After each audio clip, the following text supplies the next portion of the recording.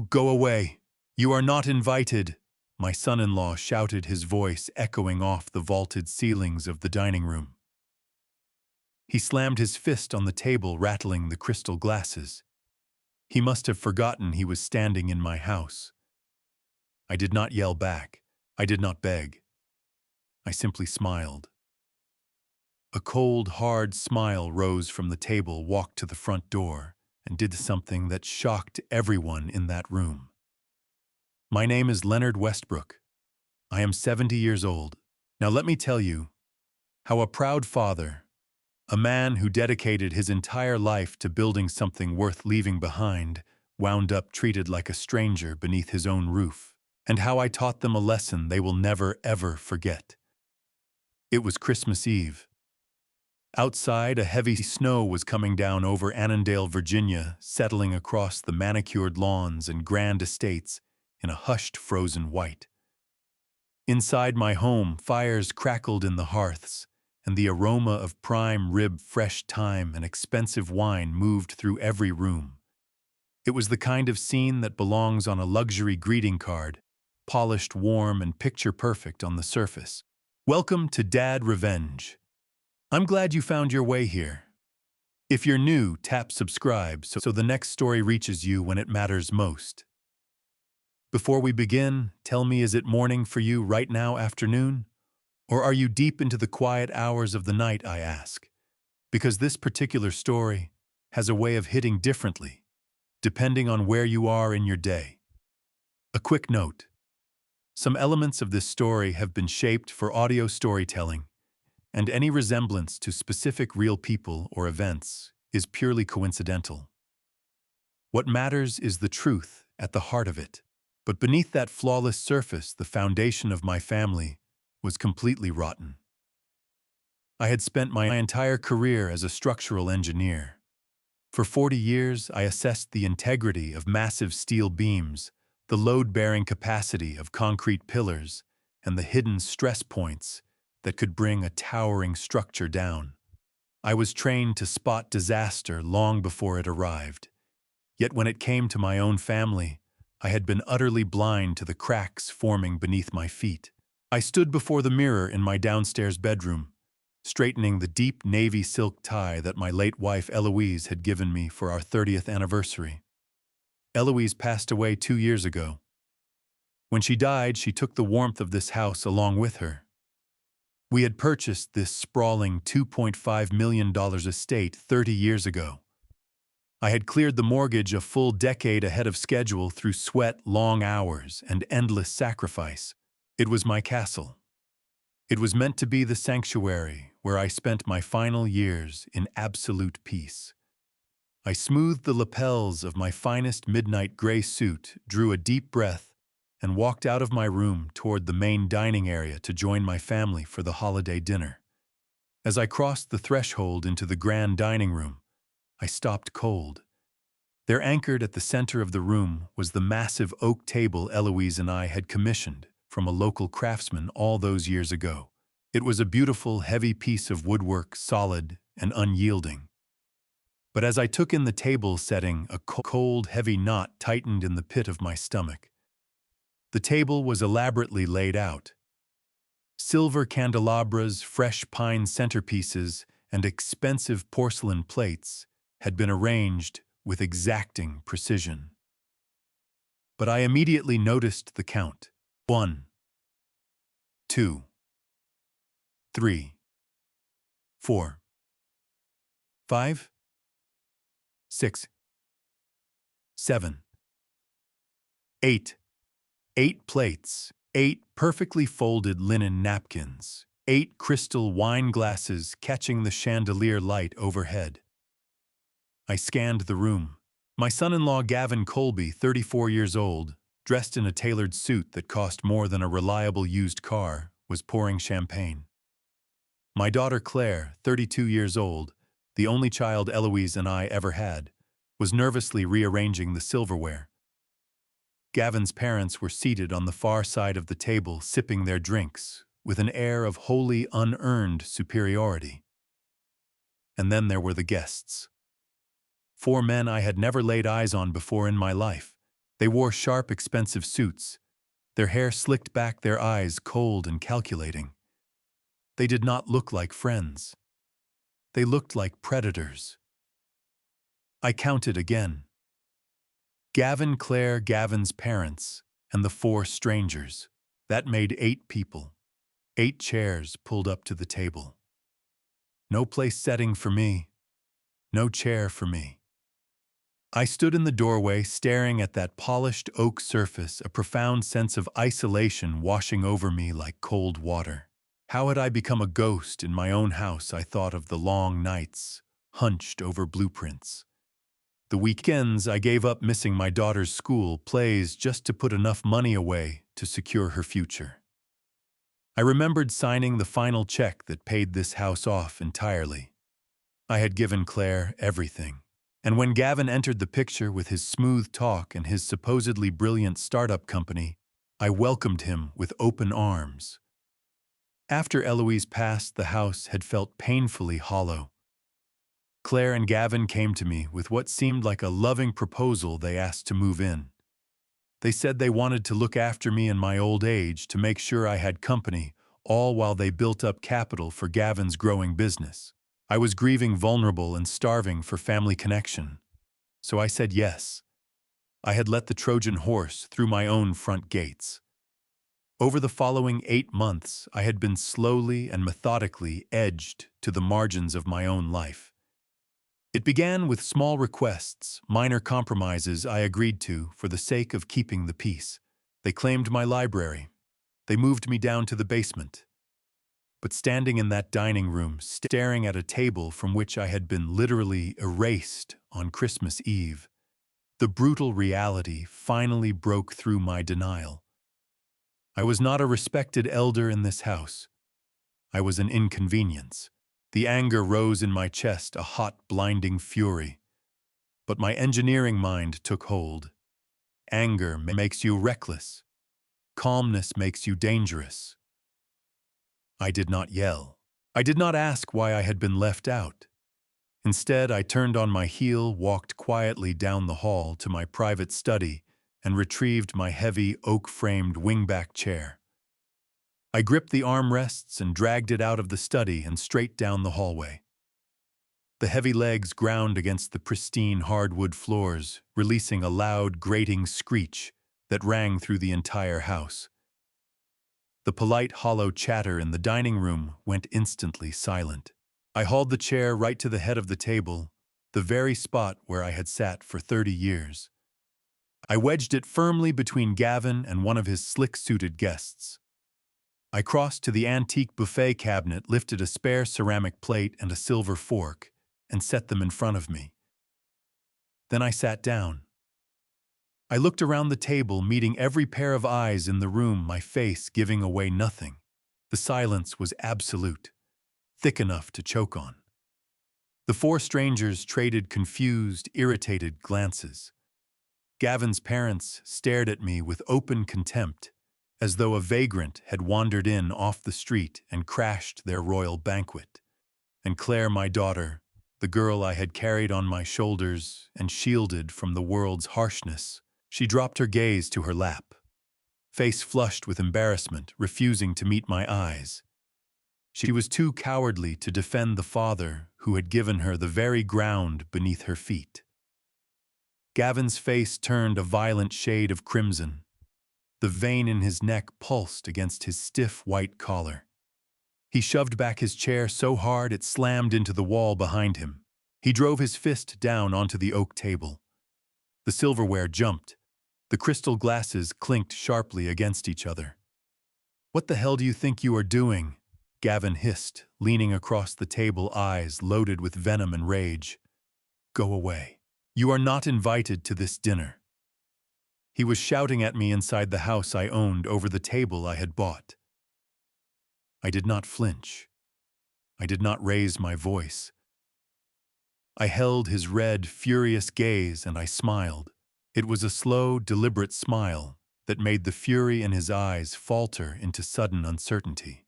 I set my silver fork calmly on the empty plate. I stood smoothing the creases from my midnight gray suit. "Enjoy your dinner, Gavin." I said quietly, my voice perfectly steady. I turned my back on all of them and walked unhurried toward the front foyer. I could hear Gavin scoffing behind me, muttering to his guests about his crazy, senile father-in-law. They all believed I was retreating, that I had been beaten, humiliated, broken, that I was shuffling out into the freezing snow to nurse my shame. But as my hand closed around the cold brass doorknob, a quiet sense of triumph settled over me. They had absolutely no idea what was coming. Because I wasn't leaving. I was opening the door for these people waiting on the other side. To understand how I found myself at my own front door that night, you have to go back 8 months to the precise moment it all began. To the moment my world was torn apart, and my judgment was swamped by a grief so heavy it felt like breathing underwater. Eloise passed away in early April. The cancer was aggressive, unapologetic, and fast. 1 month she was out back planting hydrangeas, her hands deep in potting soil, laughing at a joke I called over from the patio. 2 months later, I was standing in a black suit, watching a wooden casket sink into the damp ground. Without her, the $2.5 million estate felt like an enormous, echoing mausoleum. I am a man of logic and precision. For 40 years, I worked as a structural engineer. I understood the exact tolerances of concrete and steel, and I devoted my career to ensuring the structures I built could endure any storm. People counted on me to keep their buildings standing. Yet in my own life, the sudden loss of my load-bearing pillar left me entirely without support. I was a 70-year-old man, drifting through echoing hallways, eating dinner in silence, sleeping on one side of a king-sized bed. I was vulnerable, and a vulnerable man is always an easy target. It was a rainy Sunday afternoon, barely 3 weeks after Eloise's funeral, when Claire and Gavin came by. We sat together in the living room. Claire looked around, her gaze catching on the empty spaces where her mother's presence had once been so commanding. Gavin sat beside her, leaning forward, elbows resting on his knees. He wore that earnest expression he always put on when he was about to make a pitch. "Dad, we've been talking." Claire's voice was soft, trembling with manufactured concern. "We hate seeing you here alone in this enormous house. Mom wouldn't have wanted you rattling around by yourself in a place this size. It's too much for one person." I sighed, staring down into my coffee cup. "I'm managing Claire. It's just quiet, that's all." Gavin reached over and placed his hand gently over Claire's painting, a perfect portrait of the devoted, caring husband. "Leonard, we want to help. My tech startup is entering a critical expansion phase. We need to redirect a significant portion of our personal capital into the business over the next year or two. At the same time, we've been genuinely worried about your well-being. The isolation here simply isn't healthy for you. We were thinking of giving up the lease on our downtown apartment and moving in with you. It's a win-win. I get the capital my company needs, and more importantly, we'd be here to properly look after you." It was the plausible lie. It sounded so measured, so full of compassion. They were offering to give up their independence for the sake of a grieving widower, while quietly asking for my blessing to build their future under my roof. I should have spotted the hidden cracks. I should have applied the same hard scrutiny to Gavin's proposal that I brought to every structural blueprint that crossed my desk, but I was blinded by a desperate, aching need for family. Claire was the only living piece of Eloise I had left. I wanted to hear footsteps on the stairs again. I wanted to smell food coming from the kitchen. I wanted the comforting illusion of a whole family surrounding me once more. So I ignored the fundamental flaws in Gavin's character. I ignored the unsettling way Claire always seemed to fold into herself whenever Gavin took over a conversation. I wanted to believe the best in my daughter, and by extension, the man she had chosen to marry. "You're welcome to stay," I told them, my voice thick with emotion. "This house is big enough for all of us. Don't worry about rent or utilities. Just focus on your business. Gavin and Claire, just be here with me. They moved their belongings into my home exactly 3 days later. The invasion began almost immediately, dressed up neatly under the banner of domestic helpfulness. Boxes flooded in.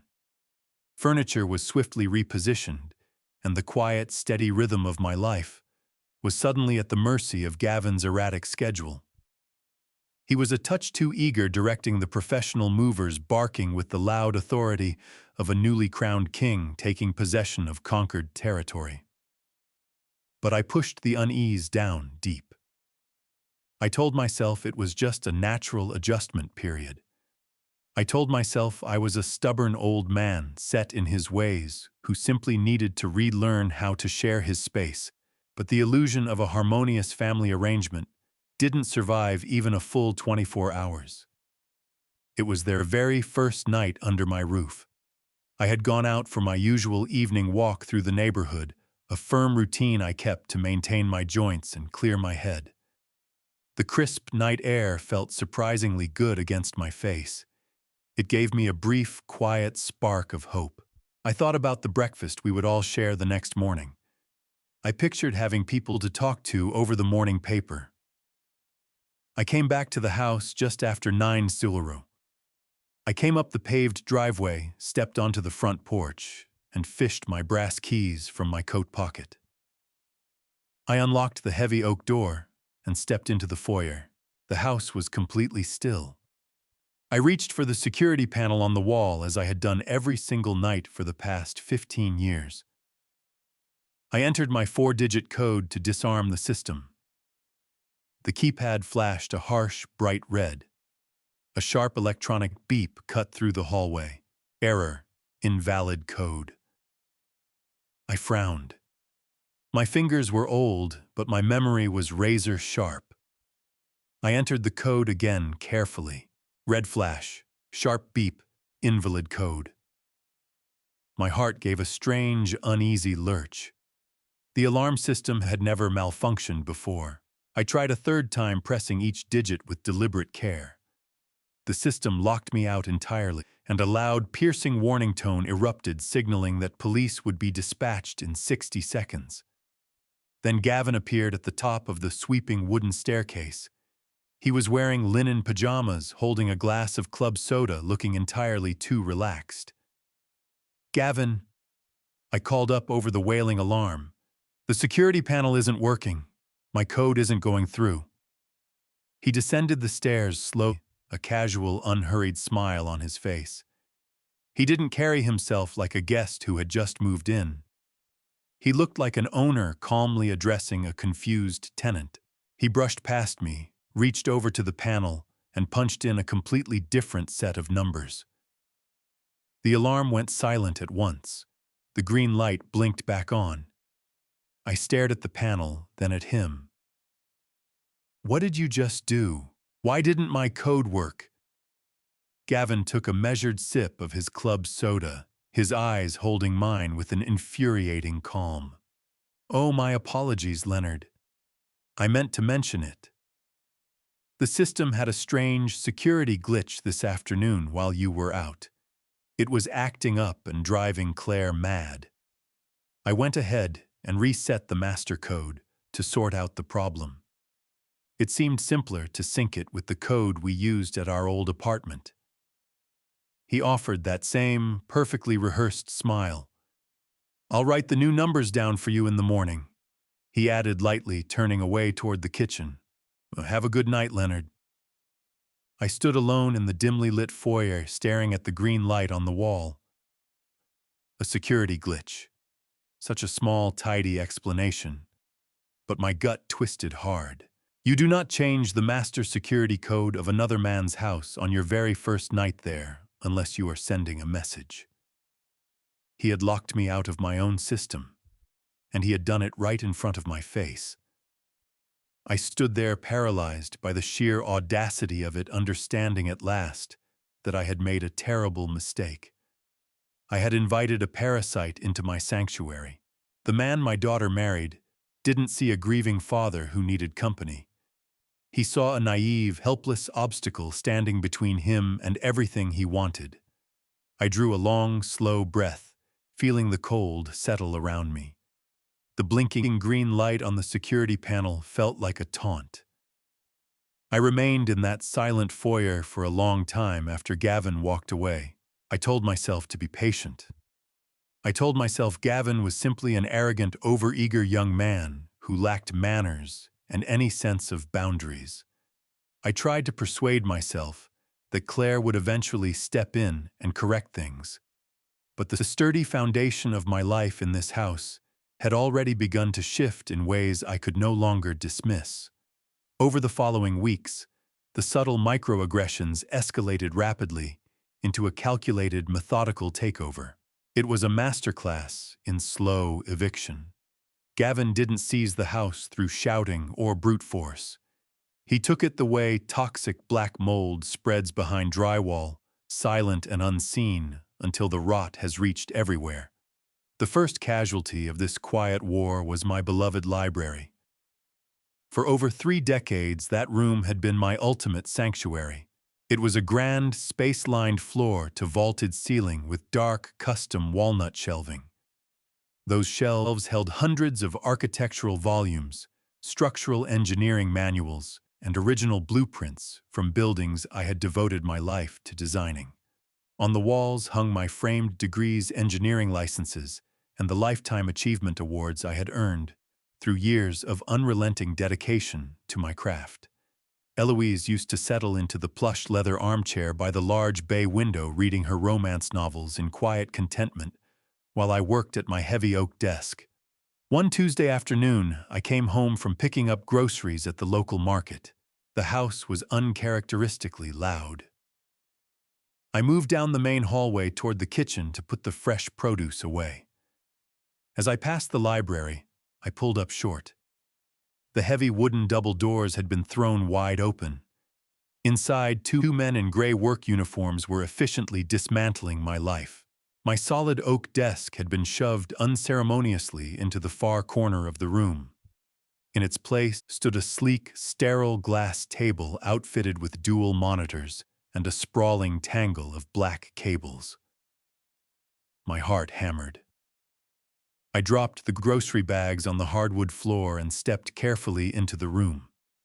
There, stacked haphazardly against the beautifully painted wall, sat a dozen cheap cardboard moving boxes. Jutting out of the top of one crushed box was the delicate glass plaque I had received for designing the city central bridge. It was badly chipped on the upper corner. Gavin stood by the window, speaking at full volume into his mobile phone, gesturing with that performed high-energy charisma he reserved for business calls.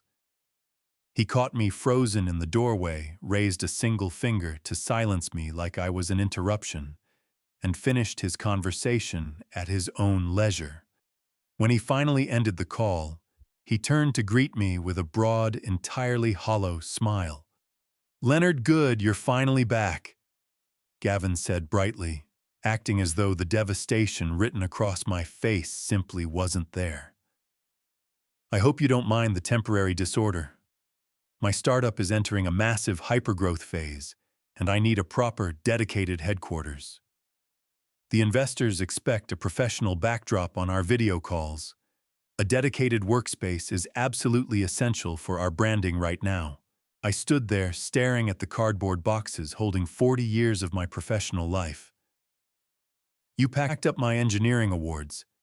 You stripped my framed blueprints off the walls without a single word to me. This is my private library, Gavin." He let out a short, dismissive sigh, visibly irritated that I wasn't falling in line with his vision. "Leonard, let's be practical about this. You're a retired man. You don't draft blueprints anymore. You sit in here and read old books. The company needs this space to generate real revenue for our future. We're a family now, and families make practical compromises." He walked straight past me, dropping a patronizing pat on my shoulder as he headed toward the kitchen. I felt my hands curl into tight, trembling fists. The disrespect was breathtaking. I went looking for Claire immediately. I found her tucked away in the sunroom, curled up on the floral sofa, idly scrolling her tablet.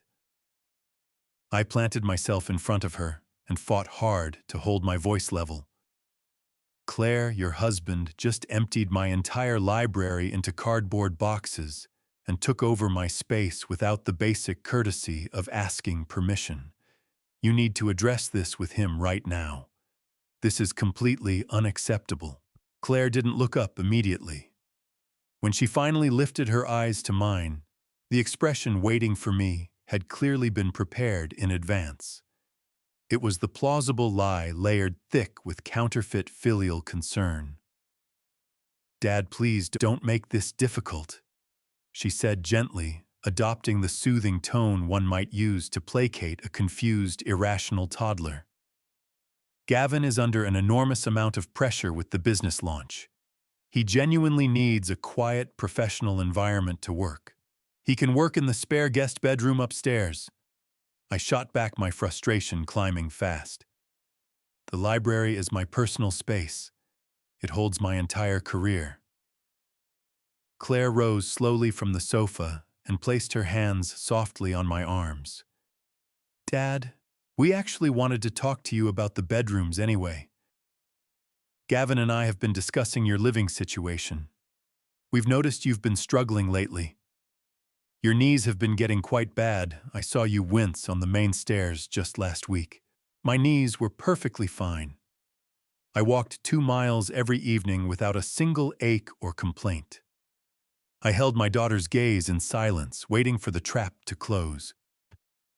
We really think it would be best if you moved down to the basement guest suite." Claire continued smoothly, her eyes wide with theatrical concern. "There are no stairs to navigate from the garage entrance. It has its own private bathroom. You'd have so much more peace and quiet down there away from Gavin's business meetings. It's simply safer for you, Dad. We couldn't live with ourselves if you fell and got hurt while we were busy working." The betrayal landed like a fist to the chest. She was weaponizing my age against me. She was packaging my forced displacement from the main floors of my own home as an act of loving concern. The basement guest suite was little more than a glorified storage room. It had a single narrow window that let in almost no natural light. It was perpetually damp cold and cut off entirely from the rest of the house. "You want to put me in the basement?" I said flatly. The words tasted like ash. "It's a private suite, Dad," she corrected quickly, retreating a half step, as though my stillness unnerved her. "It's for your own good. We just want you safe and comfortable. Please don't make this harder than it needs to be." I looked at my daughter, the little girl I had steadied on a bicycle in our driveway. The young woman whose full college tuition I had paid without a moment's hesitation. She was standing in the very house I had built with my own sacrifice, calmly instructing me to go underground so her arrogant husband could play executive in my sanctuary. I did not argue. Arguing with a committed liar only gives them fresh material to work with. I simply turned and walked away and began the agonizing, soul-crushing work of packing my belongings. Moving my life into the basement took 3 long, draining days. Every trip down those creaking wooden stairs felt like a descent into permanent exile. I arranged my clothes in the small, musty closet. I set a reading lamp beside the narrow, firm bed. The silence down there was suffocating. It was the particular silence of a person who has been quietly erased. I could hear their footsteps moving across the hardwood floors directly above my head, a constant low reminder that life was continuing without me. I tried desperately to locate some fragment of comfort in the belief that I was doing this for my daughter. I replayed her words on a loop. She said it was for my safety. She said they were worried about me. I wanted badly to accept the plausible lie. I wanted to hold on to the notion that this was a temporary, necessary sacrifice in service of family harmony. But that fragile belief was smashed apart late that same night. It was well past midnight. I lay rigid in the basement bed, staring at the low ceiling, listening to the steady drone of the furnace. The house above was dark and still. Then a heavy grinding scrape tore through the floorboards. It was coming from the master bedroom, the room that had been mine and Eloise's for 30 years. The sound was loud, rough, and unmistakable. Heavy wooden furniture being dragged hard across polished hardwood. I threw off the covers at once, heart hammering. I pulled on my shoes and crept silently up the dark basement stairs.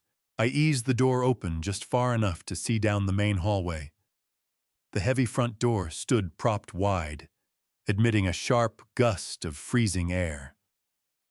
Gavin was straining to push a large, extremely heavy piece of furniture out through the door, wrestling it toward the edge of the paved driveway where a rented dumpster had been sitting since that afternoon.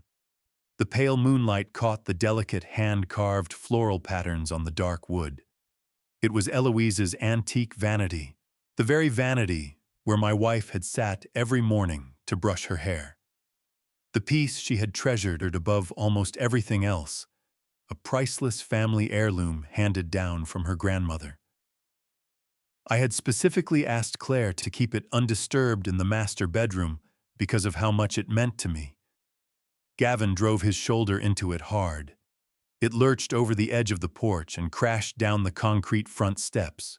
I heard the sharp, sickening crack of antique wood splitting on impact with the frozen driveway. He dragged the broken pieces across the wet pavement and tossed them into the dumpster without ceremony. He wiped his hands on his expensive trousers, pulled out his phone, fired off a quick message, and walked back inside entirely unmoved by the fact that he had just destroyed an irreplaceable piece of my late wife's history. I stood motionless in the shadow of the stairwell, breath seized in my chest. This had nothing to do with practical space. This had nothing to do with my knees or my safety. This was a systematic, deliberate, and cold-blooded erasure of my existence from this property. They weren't simply taking over my house. They were throwing my entire life in the trash. The morning after the vanity was destroyed, I didn't go looking for Gavin. I sat quietly at the small table in my basement suite, nursing black coffee, and applied a structural engineer's logic to my situation. A massive concrete foundation never cracks without enormous pressure. Buildings don't simply collapse overnight.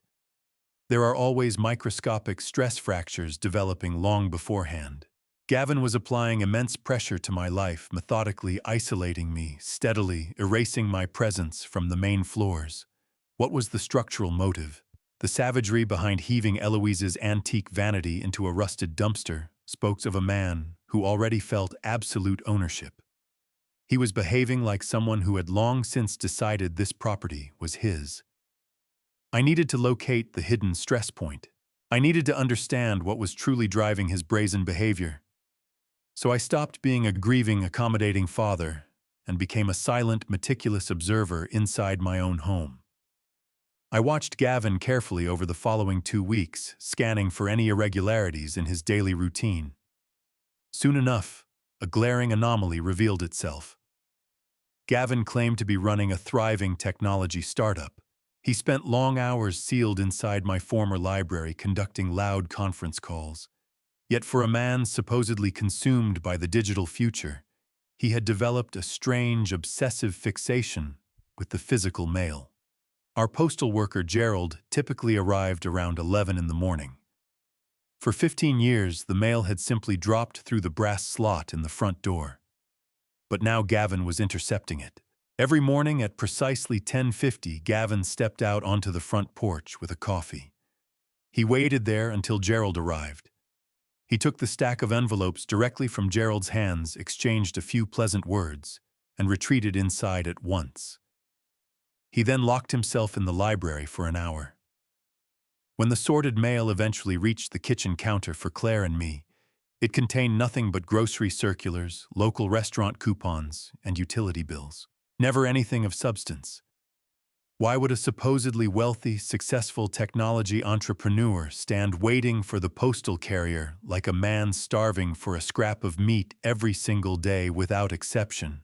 What was arriving through the physical mail that he absolutely had to seize before anyone else in the house could lay hands on it? The opportunity to find out came on a frigid Tuesday afternoon. Claire and Gavin announced they were heading into downtown Alexandria for a lunch meeting with potential investors. They dressed in their best, kissed me on the cheek with manufactured warmth, and pulled out of the driveway in their polished car. The moment their taillights disappeared down the street, I moved.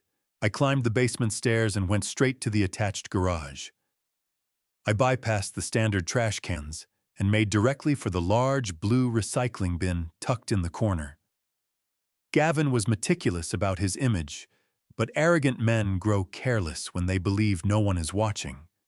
He had installed a heavy-duty paper shredder in his new office to protect sensitive documents, but he emptied the shredded paper bin directly into our unlined household recycling container. I lifted the heavy blue lid. Inside was a mountain of white paper strips, a chaotic, tangled wreckage of destroyed information. I plunged both hands in, scooped out large fistfuls of shredded material, and transferred it all into a large plastic garbage bag. I carried the bag back down into the damp isolation of my basement suite. I poured the white strips across the bed and clicked on the reading lamp. It looked like an impossible puzzle, thousands of jagged paper fragments all mixed together. But I had spent 4 decades solving enormously complex structural equations for skyscrapers and bridges. I possessed the patience of a desperate man who understood that his survival depended entirely on uncovering the truth. I began sorting the strips by color and texture. Most of it was standard cheap printer paper, likely discarded drafts of meaningless business proposals. But after 30 minutes of careful sorting, my fingers found a different kind of paper. Thicker, heavier, a distinct high-quality glossy finish, corporate stationery. I gathered all the thick glossy strips and pushed the rest to the floor. I perched on the edge of the mattress, my back tight from the damp cold, and began fitting the jagged fragments together. It was painstaking, grinding work. I matched a curved letter here, a straight blue line there. After an hour, I had assembled the top left corner of the document. My breath caught hard in my throat. The pieced-together fragments showed the bold, unmistakable corporate logo of the largest national bank in the country, the same bank where Eloise and I had kept our joint accounts for over 30 years. The same bank that had held the original long-retired mortgage documents on this very house. My heart slammed against my ribs. I grabbed a roll of clear adhesive tape from the nightstand and worked faster fingers, moving with a desperate, exacting precision. I found a strip containing a date, dated just 4 days earlier. Then I found the most critical piece of all, a long strip holding the official recipient address block. I taped it down with care. The name printed in bold black ink was not Gavin Colby. It was not Claire Westbrook. The letter was explicitly addressed to me, Leonard Westbrook. Gavin had been deliberately intercepting my personal financial mail, shredding it in his office, and concealing the evidence in the garage recycling bin. The sheer audacity of it turned my blood cold. I had not received any correspondence from that particular bank branch in years, not since the final letter confirming that my house had been paid off in full. I combed through the remaining glossy strips on the bedspread, reassembling the body of the letter. The text was fragmented key words obliterated where the shredder blades had done their worst. But enough survived to make the reality unmistakable. I taped down a sentence fragment that read, "equity line." I found another that read, "appraised property value." Then I found the center paragraph and pressed the tape carefully over the ragged edges. I read the reconstructed sentence aloud in the silence of my basement, the words landing like a verdict. "Congratulations, Leonard. You have been fully approved for your requested home equity line of credit in the amount of $1.5 million. I sat perfectly still on the bed, staring at the taped paper until my vision blurred. I had not applied for a loan. I had not requested a single dollar from any financial institution. But my name was on the approval notice. The foundation of my life had not merely cracked, it had been secretly wired with explosives. A line of credit for $1.5 million drawn entirely against the equity of a house I owned free and clear. To execute a financial maneuver of that scale required systematic fraud, forged signatures, identity theft.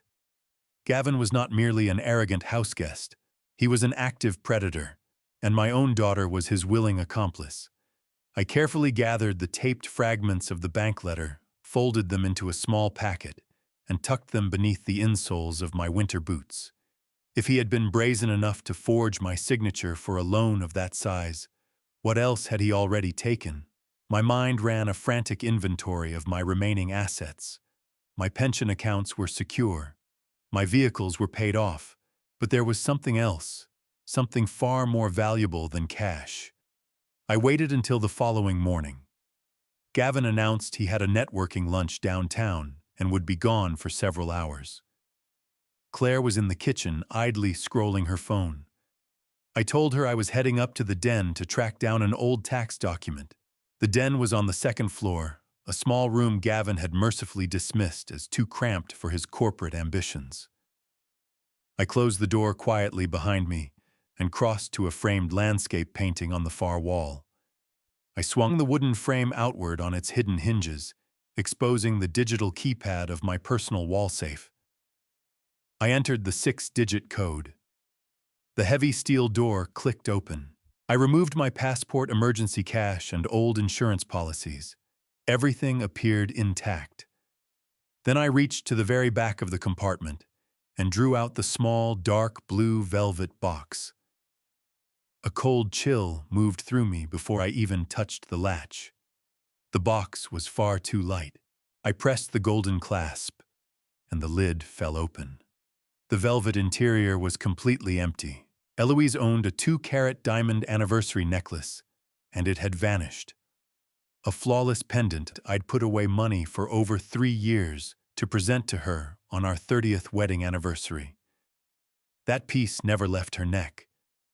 The day she died, I'd locked it inside that safe myself, because seeing it on her bare dresser was something I simply couldn't endure. Its market value ran easily to $30,000. The sentimental weight, though, that was beyond any number. It was the tangible proof of a life I'd devoted to that woman, and somebody had taken it. My grip on the empty blue box tightened until the blood left my knuckles entirely. Both hands trembled with a rage so hot it nearly blinded me. I left the safe door hanging and moved fast down the corridor, down the grand staircase, each footfall hammering against the hardwood. Claire stood at the kitchen counter, pouring herself coffee, humming to herself, unbothered. I brought the empty velvet box down onto the granite with everything I had. The crack was like a gunshot. Coffee erupted from her mug and soaked across her white sweater. She'd wheeled around with a gasp. "Dad, what is wrong with you?" The tremor in her voice was immediate. "Where is your mother's diamond necklace, Claire?" I kept my voice at a near whisper, quiet the way a machine is quiet before it fails. She went rigid. Every drop of color abandoned her face in an instant, and her eyes skittered across the room, refusing to land on mine. I don't know what you mean," she managed, barely audible. That safe was locked. I closed the distance between us by one deliberate step. The combination exists in exactly 3 minds, mine, your mother's, God rest her and yours. I just opened it. Nothing inside but an empty box. So where is the necklace? Perspiration gathered at her hairline. She pressed herself back against the kitchen island, hands clamped on the edge. "Dad, I promise I never went near it. You must have put it somewhere and forgotten." Don't stand in my own house and lie to my face. The fury I'd been holding behind a wall finally punched through. That necklace has sat untouched in that safe for 2 years. She was still reaching for her next excuse when the front door banged open, and Gavin walked into the kitchen, shrugging off his expensive wool coat. One look at the room told him everything. His gaze moved my face, the empty velvet box, his wife's expression, and processed it all in about a second. No surprise registered, only irritation. What exactly is happening right now? He inserted himself between Claire and me with practiced ease, arms folding across his chest. Chin lifted. The diamond anniversary necklace I gave Eloise has gone missing from my wall safe, I said, giving no ground. Claire is the sole living person who holds that access code. Gavin exhaled, slow, theatrical, exaggerated. His arms dropped, and he regarded me with the brand of pity a man performs rather than feels. It was stagecraft, nothing more. "Old man, come on," he said, voice slathered in condescension. "Hear what you're actually saying. You're standing here calling your own daughter a thief because of a piece of jewelry. You probably misplaced it yourself." "I did not misplace anything," I said, and I meant every syllable. He edged closer, dropping to a register that was somehow both gentle and deeply offensive. "Leonard, let's be real with each other. Rattling around alone in a house this size, carrying the grief of losing Eloise, that kind of weight breaks a man's concentration. Your recall has been unreliable. You've had some concerning moments. Surely you remember what you told me last month. You said yourself you were uneasy leaving valuables in a basic wall safe. You told me you'd transferred the diamond necklace to your safety deposit box at the downtown bank branch for the extra security." I held his gaze and felt the sheer brazenness of it wash across me like cold water. He was attempting to dismantle my grip on my own lived experience. This was a coordinated assault on my perception of reality, engineered to make me question my own mind. He wanted to lay the groundwork for declaring me mentally incompetent, precisely what I'd feared was coming. I turned to Claire, not a syllable from her. Eyes fixed on anything but me standing there as her husband rendered me a senile, befuddled old man in front of my own kitchen. Right then, I saw the play clearly pushing back would be fatal. Any raised voice, any call to the police, they'd frame the eruption itself as proof that my mind was gone. They would speed up their timeline for whatever vicious plan they were executing. I had to absorb it. I had to become the character they'd already cast me as. My shoulders dropped. "I expect you're right," I murmured. "My mind must be slipping on me." I turned and walked away. In the hallway mirror, I caught Gavin flashing Claire a triumphant smirk. I took the basement stairs one at a time, counting each one aloud in my head, using the feel of the wood under my soles to hold myself together. That smirk was carved into me now. It was the only confirmation I required. Gavin wasn't merely looting my possessions. He was building a case, a documented, credible-looking case for my mental deterioration. A frail man of 70 who claims things are being stolen from him, while his daughter and son-in-law calmly explain that he simply forgot where he put them. The world will side with the young every time. The elegance of it was genuinely chilling. I lowered myself onto my basement bed and let the full weight of my situation press down on me. I was locked in a psychological cage match with a man who had no moral boundaries, and my own daughter was serving as his quiet partner. Direct confrontation was no longer an option. I had to disappear into the background. I had to inhabit the pitiful, diminished old man they required me to be, while the precise, methodical mind of an engineer kept working in the dark. 2 days of carefully manufactured calm followed. I performed the role without a single slip. I put the same question to Claire twice inside an hour.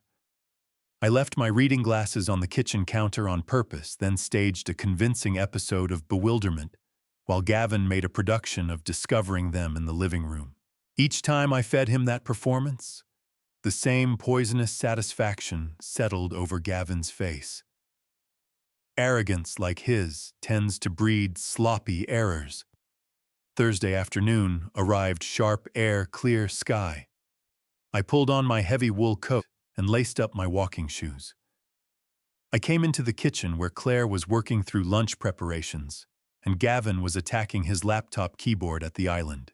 In a thin, slightly wavering voice, I announced I needed a long walk around the block to shake the fog from my head. Claire barely lifted her eyes from the cutting board. Gavin gave no reaction whatsoever. I went out the front door and pulled it shut behind me firmly enough that the sound carried.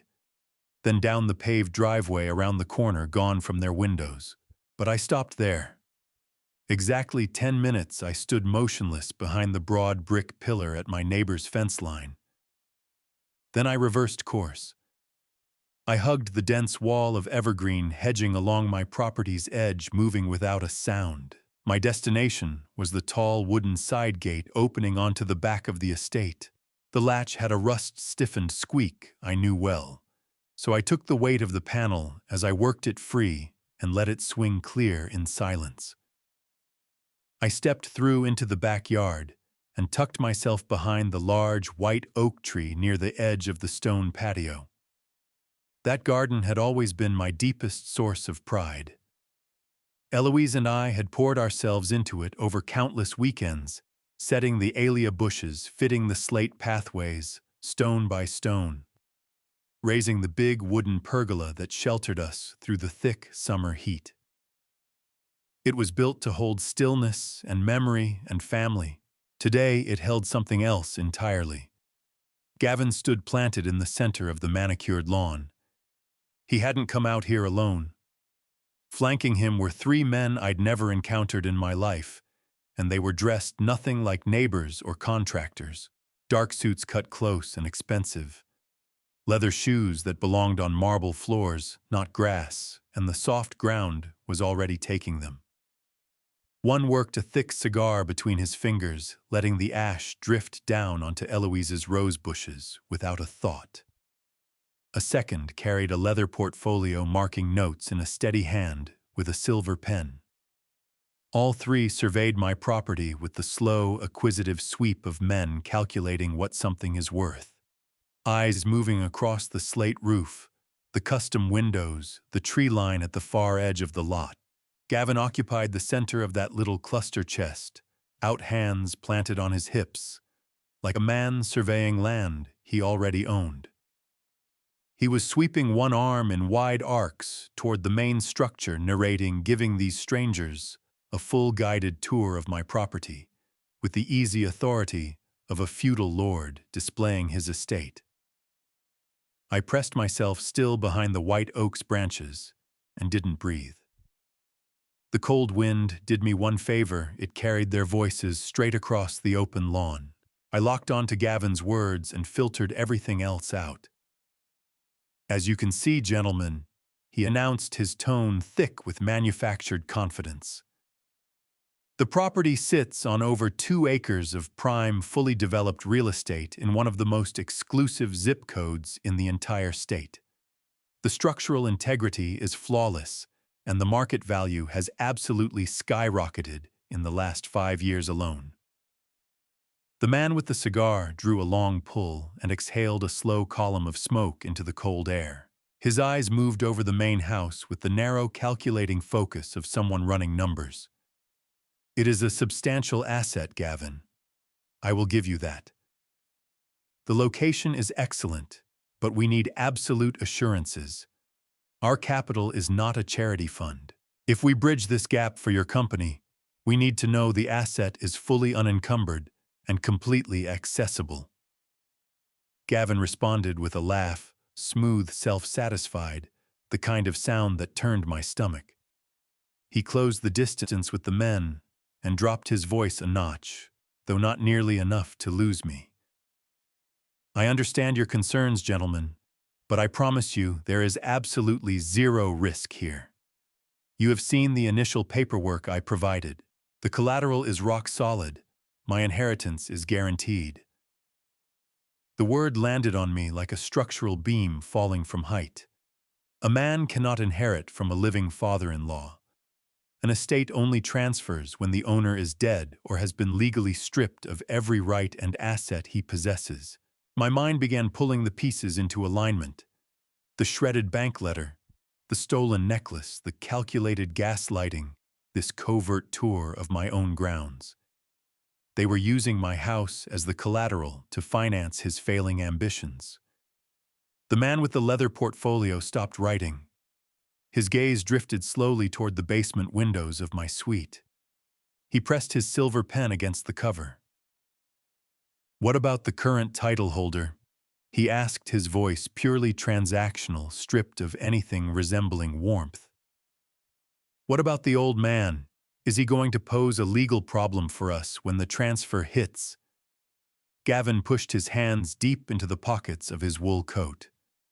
A slow smile moved across his face, a cold, deliberate thing that revealed a darkness I had never fully seen in him until that precise instant.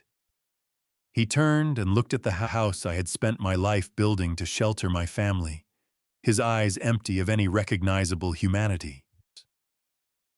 "Don't worry about Leonard," Gavin answered, his voice descending into a quiet, ruthless register that cut through the frozen air. "He won't be a problem much longer." Those words suspended themselves in the cold like something solid. The weeks of paralysis and second-guessing fell away from me all at once, replaced by a crystalline, almost surgical clarity. Gavin wasn't some opportunistic thief grabbing jewelry. He was a predator with a blueprint, and my erasure was the final step.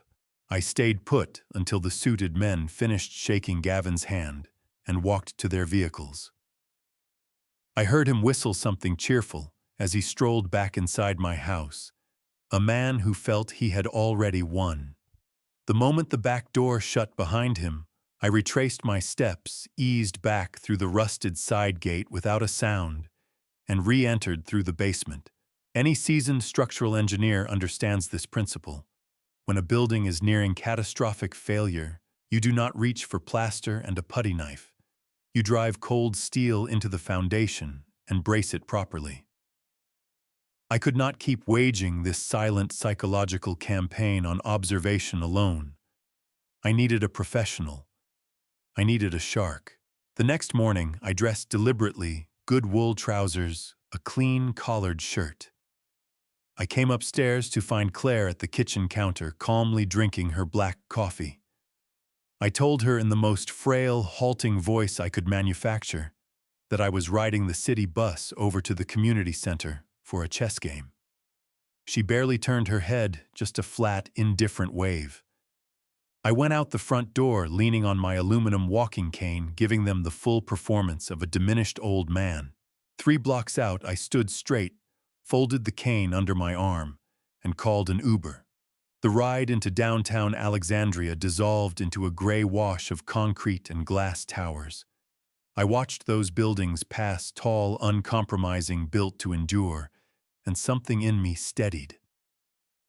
I was Leonard Westbrook, a man who built massive monuments that easily withstood hurricanes. I would not allow a pathetic, arrogant parasite to tear my life down. The car left me at a sleek high-rise on King Street.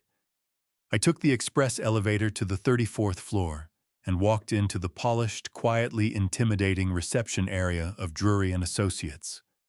Preston Drury was not a lawyer in any ordinary sense. He was a legal mercenary, precise, relentless, expensive. For 30 years, he had served as my exclusive corporate counsel, shielding my engineering firm from frivolous litigation and steering complex municipal contracts through treacherous water. He ate corporate predators for breakfast. The receptionist knew me on sight and walked me straight through to Preston's corner office. He was behind a vast slab of polished mahogany, silver-haired, sharp-eyed, the kind of man a room organizes itself around. He glanced up, visibly caught off guard by my arrival, and rose immediately to shake my hand. I didn't spend a syllable on pleasantries. I reached into my jacket, and produced the small pouch carrying the shredded, taped-together bank letter. I set it on his desk and told him everything: the slow occupation of my home, the destroyed antique vanity, the stolen diamond necklace, the secret tour I'd just witnessed, and the words Gavin had spoken over my garden. Preston listened with a frightening stillness, his eyes hardening degree by degree into something cold and professional. He lifted the reconstructed letter and held it under his desk lamp. "Leonard Newanew," Preston finally said, his voice settling into a low, controlled rumble. "This is not a simple, isolated case of elder abuse. This is a highly orchestrated, complex financial crime. They are actively trying to liquidate your entire life." He pivoted to his keyboard without ceremony, fingers moving fast. "I am pulling the county property records right now," he said, mostly to himself. "I also have direct channels with the internal fraud department at your bank. If they initiated a home equity line of credit using your property as collateral, the digital footprint will be sitting right in the centralized database." The office went taut and silent around us. The only sound was the rapid percussion of his keyboard. Each second stretched out like something physical. I watched his eyes track down screens of dense financial data, narrowing as he scrolled. Then he stopped. A hard exhale, and he pushed back from the desk. "It is infinitely worse than you thought, Leonard," Preston said, his voice carrying the weight of a man who delivers bad news for a living. "The $1.5 million line of credit is absolutely real, but it is not just in the preliminary application phase. It is currently in the final underwriting stage. The bank has already completed a drive-by appraisal of your entire estate. The massive funds are scheduled to be dispersed directly into a newly created joint account in exactly 14 days. In 2 short weeks, Gavin will have direct, unfettered access to $1.5 million of your home's equity." The warmth drained completely from my face. "How is that even remotely possible, Preston? I never spoke to a single loan officer. I never signed a single application. They need a physical signature. They need a certified notary. They absolutely need my physical presence to authorize a massive loan against an unencumbered property." Preston's expression turned remarkably grim. He opened a new tab, navigated to a specific legal database, and downloaded a specific file. The office printer hummed to life, pushing out a thick sheaf of warm pages. Preston stapled the corner and slid the document deliberately across the mahogany toward me. "They did not need your physical presence anywhere, Leonard," he said quietly, tapping one finger hard against the top page. "Because legally speaking, you gave them absolute, undisputed permission to do whatever they want. What I was about to find would rewrite everything I thought I understood about the people living under my roof. Before we get there, I want to ask you something. If you discovered someone close to you had been quietly working against you, would you confront them immediately, or would you stay silent and build your case in the dark?" I stared down at the document, my eyes going blank against the page. The bold black letters at the top seemed to sear themselves into my vision. It was a comprehensive, durable power of attorney. I read through the legally binding clauses, each one more terrifying than the last. The document handed Claire Westbrook Colby complete and total control over my financial assets, my personal banking accounts, my real estate holdings, and my healthcare decisions. It declared her fully authorized to act as my sole agent in all matters, effectively dismantling my autonomy on paper. "I never drafted this," I whispered, my voice unsteady with a deep and absolute horror. "I never laid eyes on this document in my life." "Look closely at the bottom of the very last page, Leonard." Preston's voice was steady but laced with a barely contained, lethal anger. I turned frantically through the thick pages. There at the very bottom of the final sheet, right next to the official blue stamp of a deeply negligent notary public, was my signature. Not a sloppy imitation dashed off in haste, a flawless, perfect replication of my distinct personal handwriting. Every flowing loop, every sharp angle, every subtle variation in pressure, precisely as I had signed thousands of complex architectural blueprints across a 40-year career. It was a master forgery. The brutal weight of Preston's revelation settled over that office like something physical. The weeks of paralysis and disbelief I'd been carrying dissolved in an instant, replaced by crystalline clarity. Gavin was not some opportunistic thief angling to pocket jewelry or live rent-free in my house. He was a calculating, dangerous predator who had been engineering my complete destruction all along. Preston sat with his jaw clenched so hard, I could see the muscles working beneath his skin.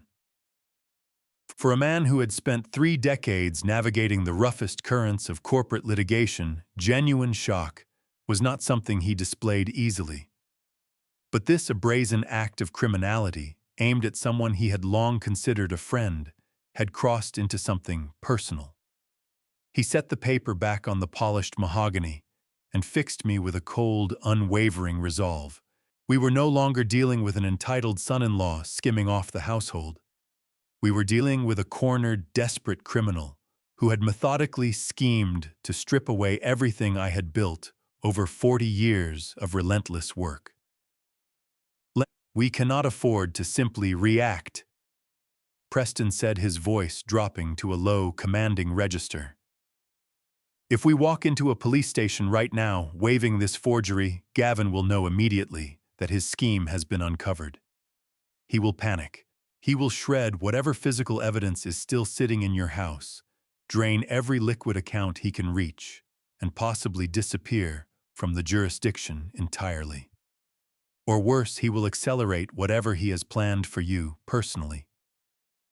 We need overwhelming, comprehensive proof of his entire operation before we move. We need to take him apart completely. I gave a slow nod, feeling a cold and dark resolution harden deep in my chest. The shock was gone. In its place was the precise, methodical mindset of a structural engineer mapping out a controlled demolition. What is our next move, Preston? Preston reached for his desk phone and pressed a single button on the intercom. He told his secretary to clear his entire afternoon and bring in a man named Nolan Brackett. 20 minutes later, the heavy oak door swung open. Nolan was a former federal forensic accountant who now operated an elite, highly discreet private investigation firm built specifically to serve high-net-worth clients caught in complex financial extortion.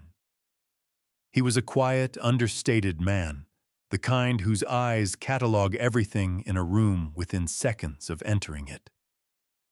Preston walked him through the situation, quickly sliding the forged power of attorney and the reconstructed bank letter across the desk.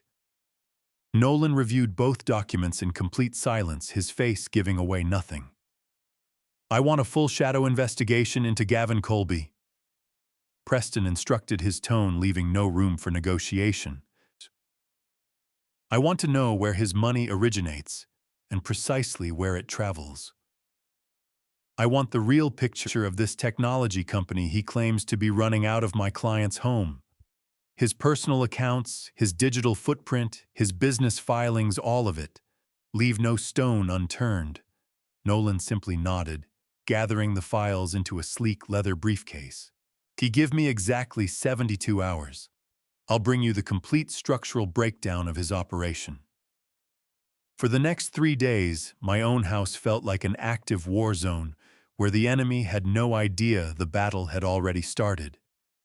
I kept the performance running without a crack. I walked with a pronounced limp. I left a stove burner running long enough for Claire to notice, then apologized with profuse, convincing distress over my dangerous forgetfulness, while Gavin watched with that sickening, triumphant smirk. Every time my eyes landed on him, I felt a violent surge of rage rise through me, and every time I forced it back down. I was buying Nolan the time he needed. On Friday morning, Preston rang my encrypted burner phone, a device he'd specifically obtained, so Gavin couldn't intercept anything moving across the home network. He told me to come in immediately. When I arrived, Nolan was already seated across from Preston's desk. The large glass table at the center of the room was blanketed in thick, color-coded financial dossiers. Nolan offered no pleasantries. He pointed directly to the largest stack. "Your son-in-law is not a technology entrepreneur, Leonard." Nolan began, his voice entirely clinical, scrubbed of sentiment. "The company he claims to be operating, the one supposedly requiring your library as a corporate headquarters, is a complete and total sham. A legally registered entity, yes, but one with zero operational infrastructure. 0 employees on payroll. 0 active clients. 0 viable products in any stage of development. It is nothing more than a hollow financial shell engineered to look credible on paper." I stared at the dossier and felt a cold wave of vindication move through me.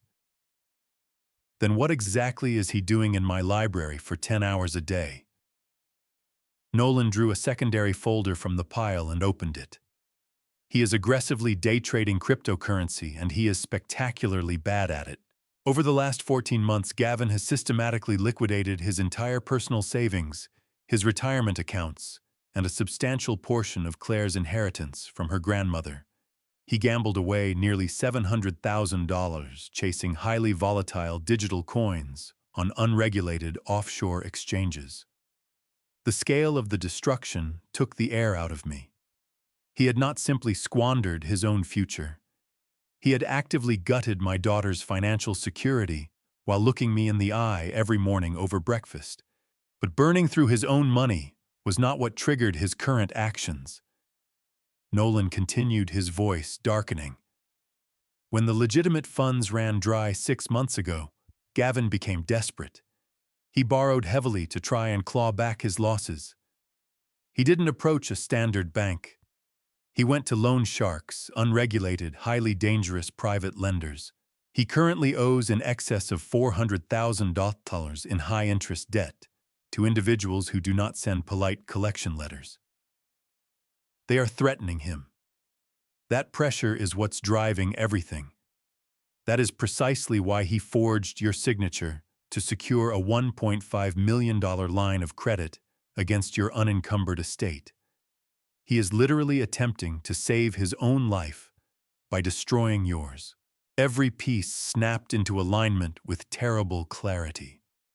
The aggressive takeover of my home. The deliberate destruction of Eloise's vanity to establish dominance. The intercepted bank mail. He was a drowning man, dragging me down to the bottom to keep his own head above water. "We have sufficient financial evidence right here to put him in federal prison for a decade," Preston said, pressing both palms flat on the desk. "We can initiate the legal strike first thing tomorrow morning. There is one final piece of the puzzle you both need to see before you make your move," Nolan said, cutting in. He drew a single thin folder from his briefcase. He didn't slide it across the table. He held it in both hands and looked directly at me with an uncharacteristic, quiet depth of human sympathy. "During my digital investigation, I gained access to Gavin's deleted email archives and his private browser history," Nolan said carefully. "I needed to understand what his exit strategy looked like once the bank released the $1.5 million into the joint account. Taking the money is only half the problem he needed to solve.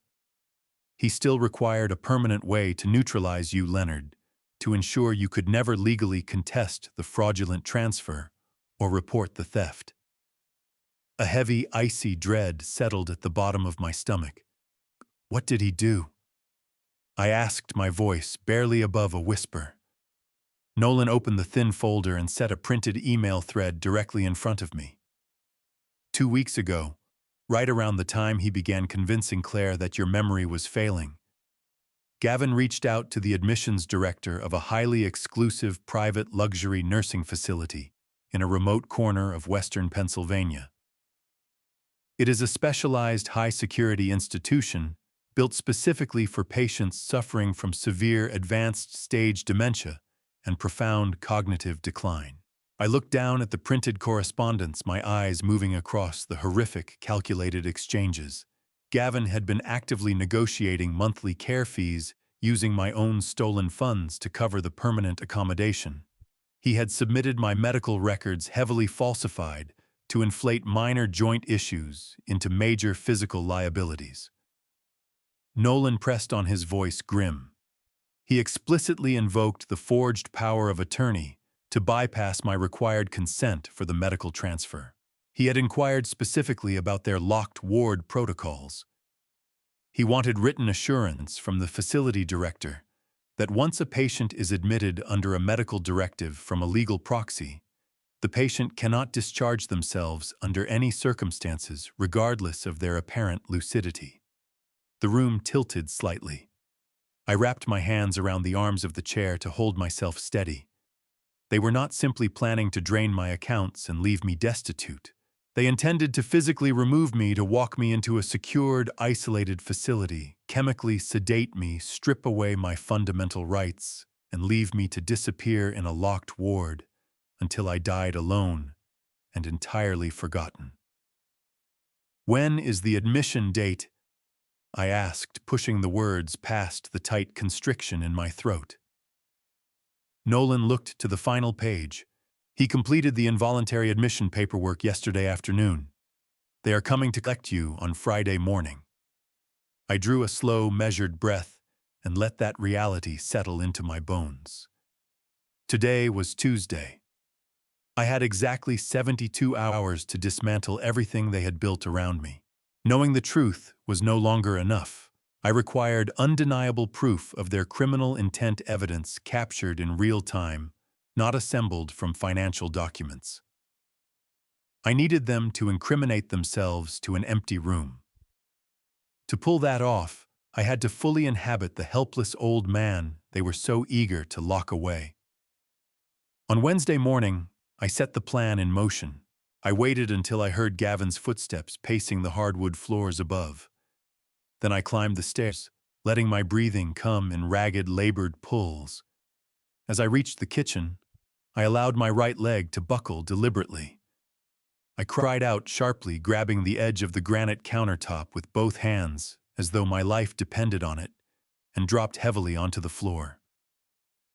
Claire gasped and sent a ceramic coffee mug clattering into the sink. Gavin looked down at me with a cold, appraising stare. "Dad, what happened?" Claire asked, her voice unsteady. "My back." I groaned, one hand pressed to my lower spine. "A severe spasm. I can barely move my legs. The pain is blinding." Gavin crouched beside me. "Do you need an ambulance, Leonard? We can have you taken in for an evaluation." I understood precisely what an emergency room visit would set in motion. Medical records exposed vulnerability, a fast track to the locked facility he had already arranged. I shook my head hard. "No hospitals," I rasped. "I just need rest. Help me down to my bed in the basement. I don't want to be a burden up here." The flash of relief that moved across Gavin's face was unmistakable. A bedridden father-in-law confined to the basement was the ideal setup for an involuntary medical extraction. Gavin and Claire practically carried my dead weight down those narrow stairs come Friday morning. I groaned at every step, delivering the most important performance of my life. They lowered me onto the firm mattress. I shut my eyes and asked them to leave me in complete darkness so I could try to sleep. "We will check on you later, Leonard," Gavin said smoothly. "Just rest. Do not try to move." I listened as their footsteps moved away up the stairs. The heavy basement door clicked shut. I lay completely still for exactly 4 hours. Not a single muscle moved. I spent that time calculating optimal angles and fields of view for what was coming. At 6:00 that evening, the sounds of preparation filtered down through the ceiling above. Claire and Gavin were getting ready to go out. Gavin had made a point of mentioning a crucial dinner with his new private investors at an upscale downtown steakhouse. I heard the front door close. I listened as the car engine turned over, the tires crunching over pavement as they pulled away. The house collapsed into hollow silence. I threw back the covers and stood spine-straight, legs solid, no performance required. Buried inside my heavy winter coat was a small black case Nolan had handed me the day before. Inside were 4 military-grade high-definition micro cameras, sophisticated motion-activated recording units, equipped with infrared night vision, extreme wide-angle lenses, and direct cellular uplink capability. I took the case and went up the stairs at a full stride. I had designed and built every wall, every beam, every concealed conduit in this house. I knew exactly how to wire it. I pulled a chair to the center of the living room, popped the cover from the corner smoke detector, and spliced the first micro camera's feed into the electrical supply. I drilled a microscopic aperture for the lens. From floor level, it was invisible, seamlessly absorbed into the white ceiling. Next came the kitchen. This was the nerve center of their operation, the place where Gavin directed and Claire complied. I stepped up onto the granite countertop and reached into the dark recess above the highest cabinet. I fixed the second camera in place, angling the lens downward to cover the full sweep of the kitchen island, and wired it into the hidden LED circuit. The final location was my library, the belly of the whole operation. The room where he had shredded my mail, forged my signature, and arranged financing from dangerous loan sharks. I pushed through the heavy double doors, my heartbeat steady and deliberate. I needed 2 cameras here to cover both the desk area and the main seating space. I crossed to the towering walnut bookshelves I had constructed with my own hands, drew out a heavy structural engineering reference volume, and used a utility knife to hollow the thick spine. I embedded the third camera inside lens concealed in the dark crease between the pages, providing a wide-angle view of the desk.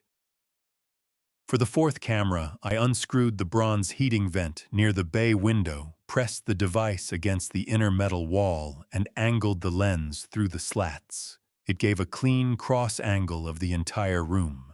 The full installation took exactly 5 hours. My muscles ached from the sustained effort, but my mind was running at full clarity. I moved back through every room, removing any trace of my presence, leaving the house exactly as they had left it. Then I went back downstairs into the cold isolation of my basement suite. I pulled the door shut behind me and felt a deep, settled sense of tactical satisfaction. I washed my hands, changed back into sleeping clothes, and sat on the edge of the mattress. I reached under my pillow and retrieved the iPad Nolan had supplied. I powered it on, launched the encrypted security application, and entered the alphanumeric password sequence. The screen blinked twice, cleared, and divided itself into 4 crisp, high-definition video feeds: the grand living room, the kitchen, 2 precise angles of the library. The infrared sensors rendered the dark, empty house in sharp gradations of gray and white. The audio feed was sensitive enough to pick up the low, rhythmic ticking of the grandfather clock from somewhere down the hall. I settled back against the wall with the glowing iPad resting on my knees. I watched the 4 silent feeds, the architect of my own defense, waiting in the dark with total patience. The trap was set powered and recording. 20 minutes later, the crunch of tires on the paved driveway came through the audio feed with startling clarity. I watched the kitchen screen. The front door swung open, throwing a long, sharp shadow across the hardwood floor. Claire and Gavin came through the doorway, laughing loud and easy, completely oblivious that they had just walked onto a live, fully monitored stage. The performance was underway, and I held every script. I watched the tablet screen throw pale light against the basement walls. They moved through the kitchen with the fluid rhythm of people who felt entirely safe. Gavin poured 2 glasses of red wine while Claire picked at a platter of imported cheeses. They had the look of a successful young couple, unwinding from a long day, comfortable, unhurried domestic. To anyone watching without context, the scene was unremarkable. Through my hidden cameras, their casual laughter rang hollow and predatory. I sat rigid on the mattress for hours, eyes switching between the feeds, every frame being recorded. The timer ticked past midnight. The house above quieted. The kitchen feed went dark as Gavin killed the lights. A moment later, the library feed burst into monochrome infrared clarity. Something had moved. Gavin stepped into my former sanctuary carrying a glass of amber liquid, settled heavily into the desk chair, and pressed both hands to his temples. He bore no resemblance to the confident technology pioneer he performed for the outside world. In the stark infrared light, he looked like a man bent under an enormous, exhausting weight. The basement around me was perfectly silent except for my own heartbeat. I adjusted the tablet's volume and pressed the earbuds in tight. Minutes later, the library's heavy doors swung open again. Claire entered wrapped in a thick cashmere robe, shut the doors behind her, and turned the brass latch with a click that carried clearly through my earphones. The atmosphere on the screen changed in an instant.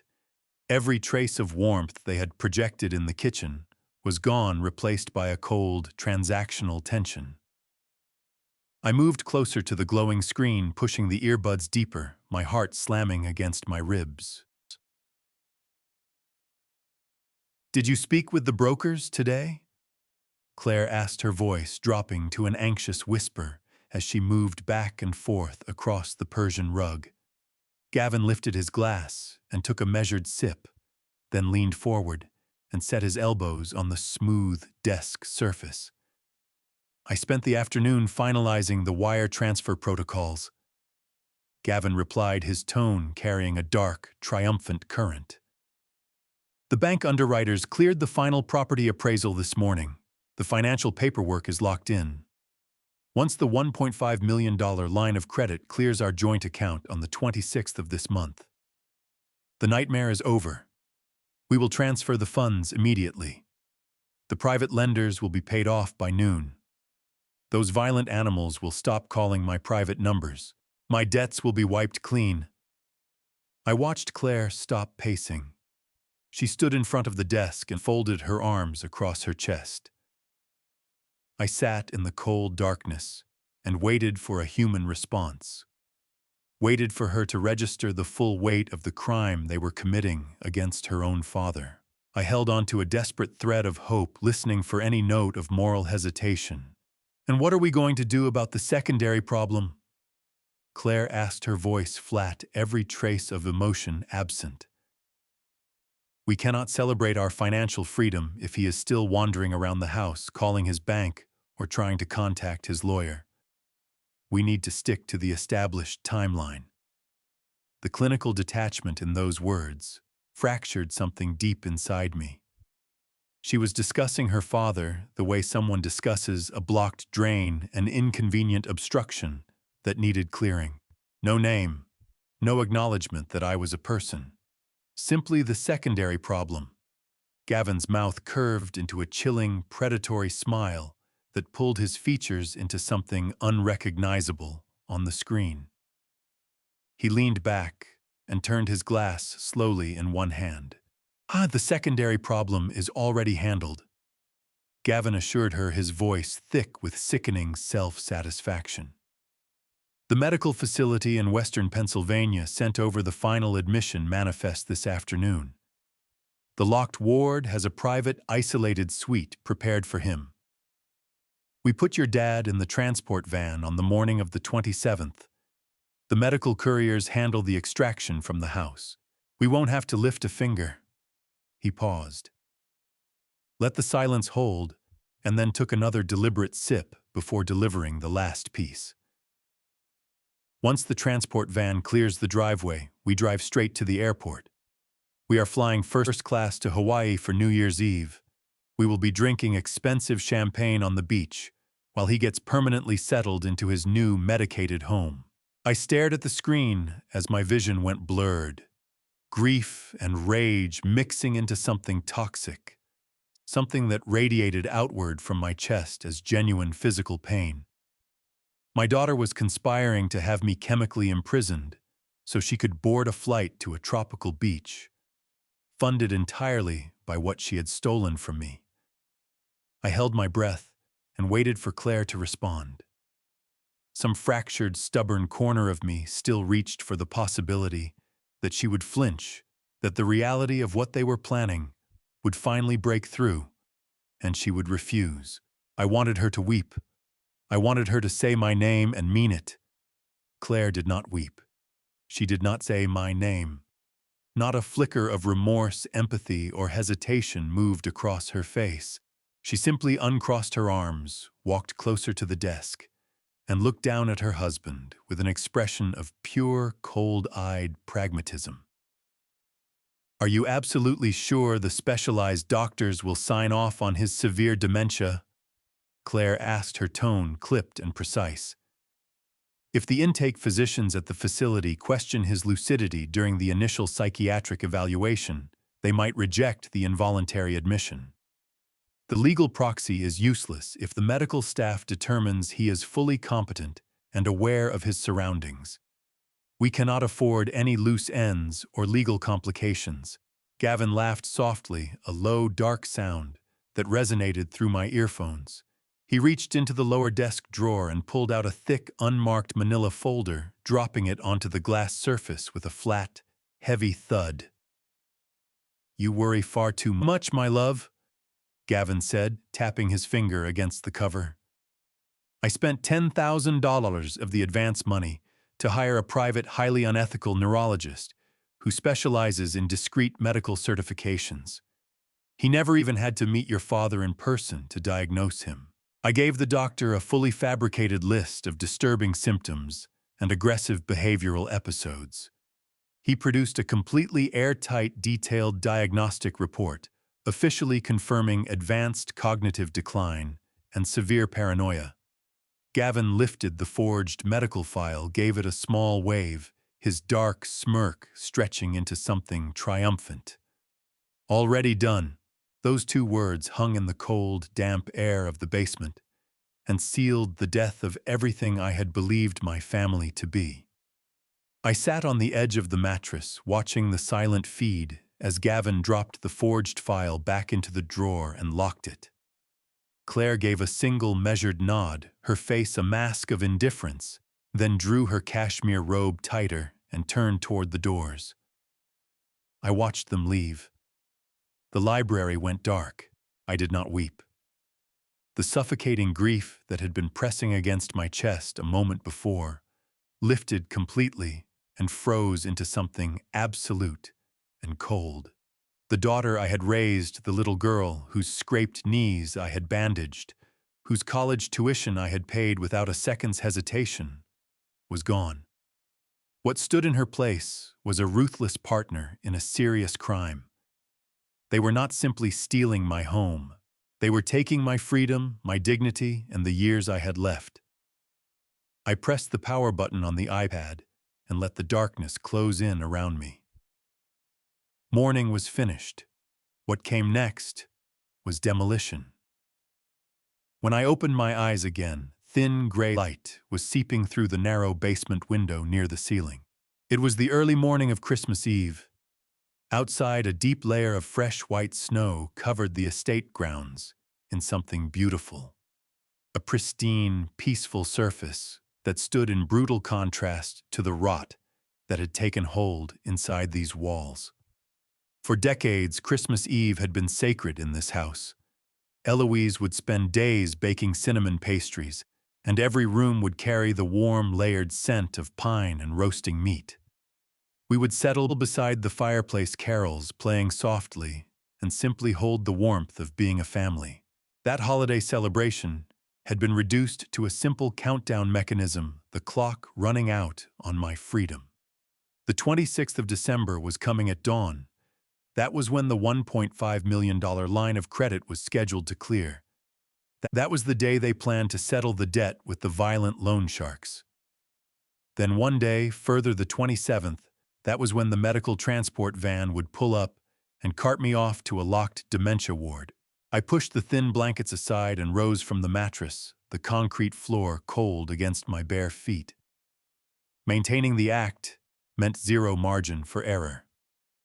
I took my time dressing, pulling on a faded, slightly wrinkled corduroy shirt and oversized trousers, every wrinkle a prop in the theater of my supposed deterioration.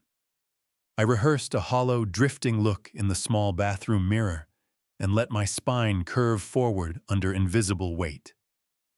The aluminum walking cane was waiting where I'd left it by the door. I seized it and began my grinding, deliberately noisy climb up the wooden stairs. The door into the main hallway groaned as I shouldered it open, and I dragged my feet toward the kitchen. The room was alive, bright with noise, fragrant with the business of holiday cooking. Claire stood at the granite countertop, constructing an elaborate charcuterie board, while Gavin had his back against the stainless steel refrigerator, thumbs working fast across his phone screen. My arrival rippled through that easy scene like a stone dropped in still water. "Good morning, Dad."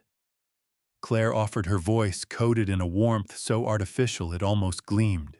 Her eyes stayed down, locked on the aged cheese she was carving into neat slices.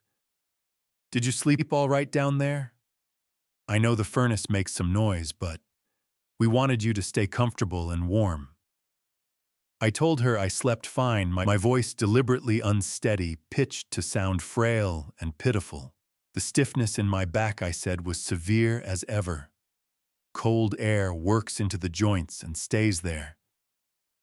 Gavin pocketed his phone, drifted to the kitchen island, and wrapped both hands around a steaming mug of black coffee. He regarded me with that look, the one that sat somewhere between condescension and theater, and it cost me something real not to wipe it off his face. "Leonard, the right move today is to rest." Gavin said, his voice oiled with counterfeit care. "Your memory has been unreliable. Your body is clearly struggling. The last thing you need is stimulation or stress. We've done the reading on cognitive decline. Busy environments do real damage to a mind in your condition. Leave the hard work to us. We've got a complete handle on things." The nerve behind those words nearly broke my composure. He was running the final phase of the conditioning, quietly teaching me to see myself as the burden to accept what was coming. I eased myself down onto the wooden chair at the breakfast nook, both hands wrapped around the cane's handle. Knuckles, prominent fingers, faintly trembling. "You're right, Gavin," I said softly, eyes drifting to the polished as though I'd lost the thread of something. "Everything's clouded up in there lately. I can't hold a thought where it belongs. I don't know what I'd do without you both." Gavin cut a glance across the room at Claire, fast, private, victorious. In his mind, I was finished. 8 months of grinding pressure and calculated isolation, and he believed every bit of it had worked, that my will had buckled, my clarity extinguished. He had no conception that I was coiled and still holding everything in reserve, waiting for the single moment when I could bring the whole structure down on top of him. I ate plain toast and black coffee without a word exchanged between us. Then invented a headache, blamed it on the kitchen lights, and shuffled back through the hallway toward the stairs. The cane thudding against the floor, the performance running flawlessly. The basement door closed behind me like a vault sealing shut. The instant it did, I was a different man. Spine straight, shoulders squared, I dropped the aluminum walking cane on the mattress and drew the encrypted burner phone from deep inside my coat. At the small corner desk, I keyed out a secured message to Preston Drury. Every step in the sequence had been war-gamed weeks in advance. The mechanism was wound tight, and the release was nearly here. Maltisium. The timeline is absolutely confirmed. I sent.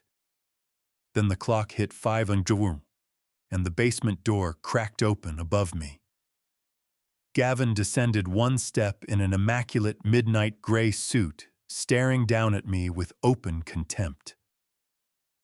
"Hear me clearly, Leonard," he said, his voice stripped of any warmth. "I have serious investors arriving for a private Christmas dinner tonight. You make me look bad just by existing in the same space. You will stay down here." Not a sound, not one. I gave a slow nod at the cold air. A wolf holding perfectly still beneath the wool, the door sealed above me again. I stayed off the mattress. For exactly 2 hours, I sat with the sounds of the house, until laughter and the chime of crystal began seeping down through the floorboards. The dinner was well underway. I crossed to the small closet and peeled off the corduroy shirt and the baggy trousers. At the very back of the closet hung the garment bag I had stowed there days before.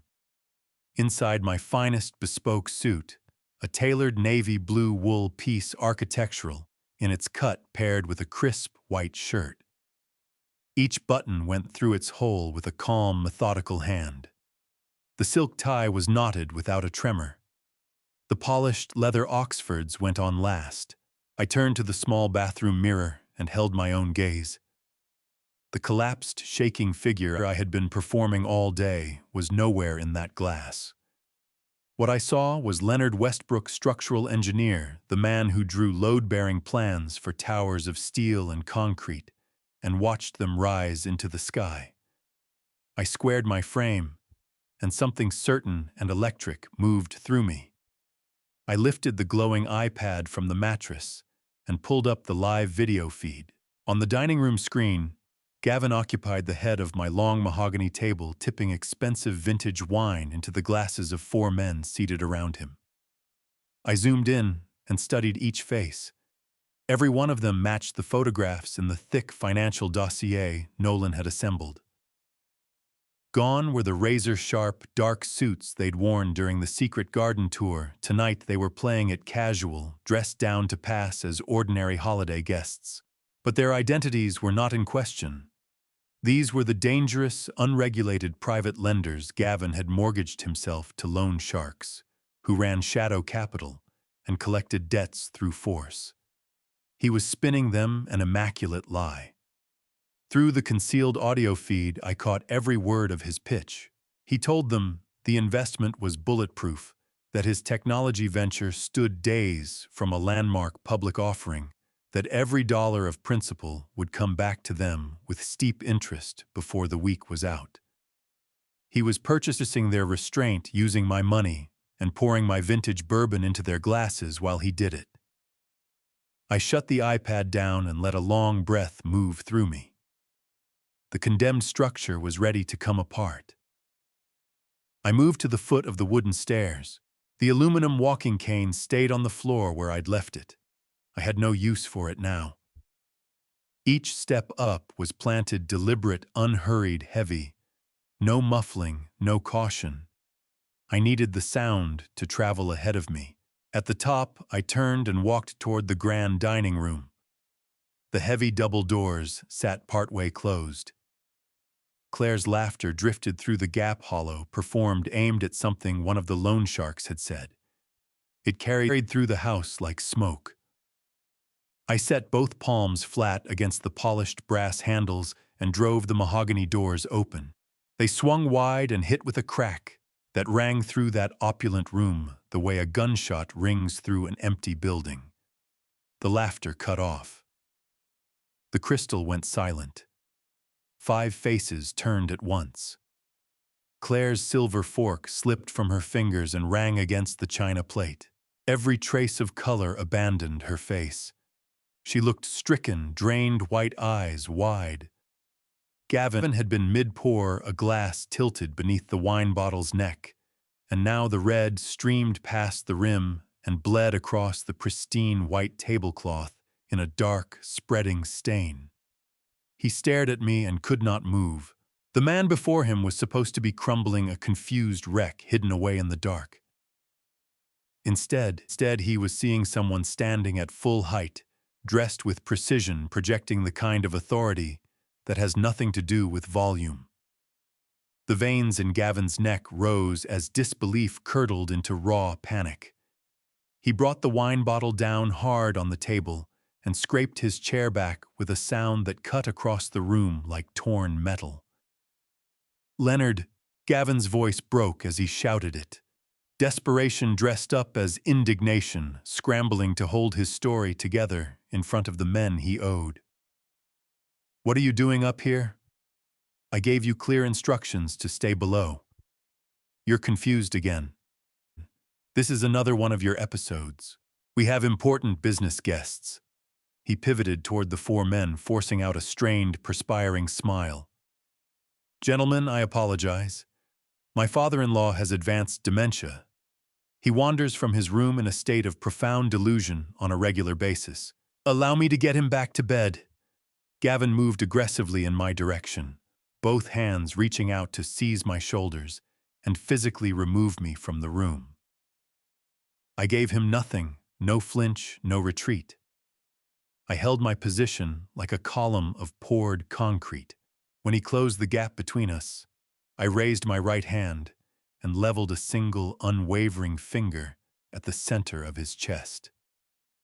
"If you put one hand on me in my own house, Gavin, I will make certain you spend whatever remains of your miserable life inside a federal prison cell." My voice carried no tremor, no confusion, only a cold, absolute command.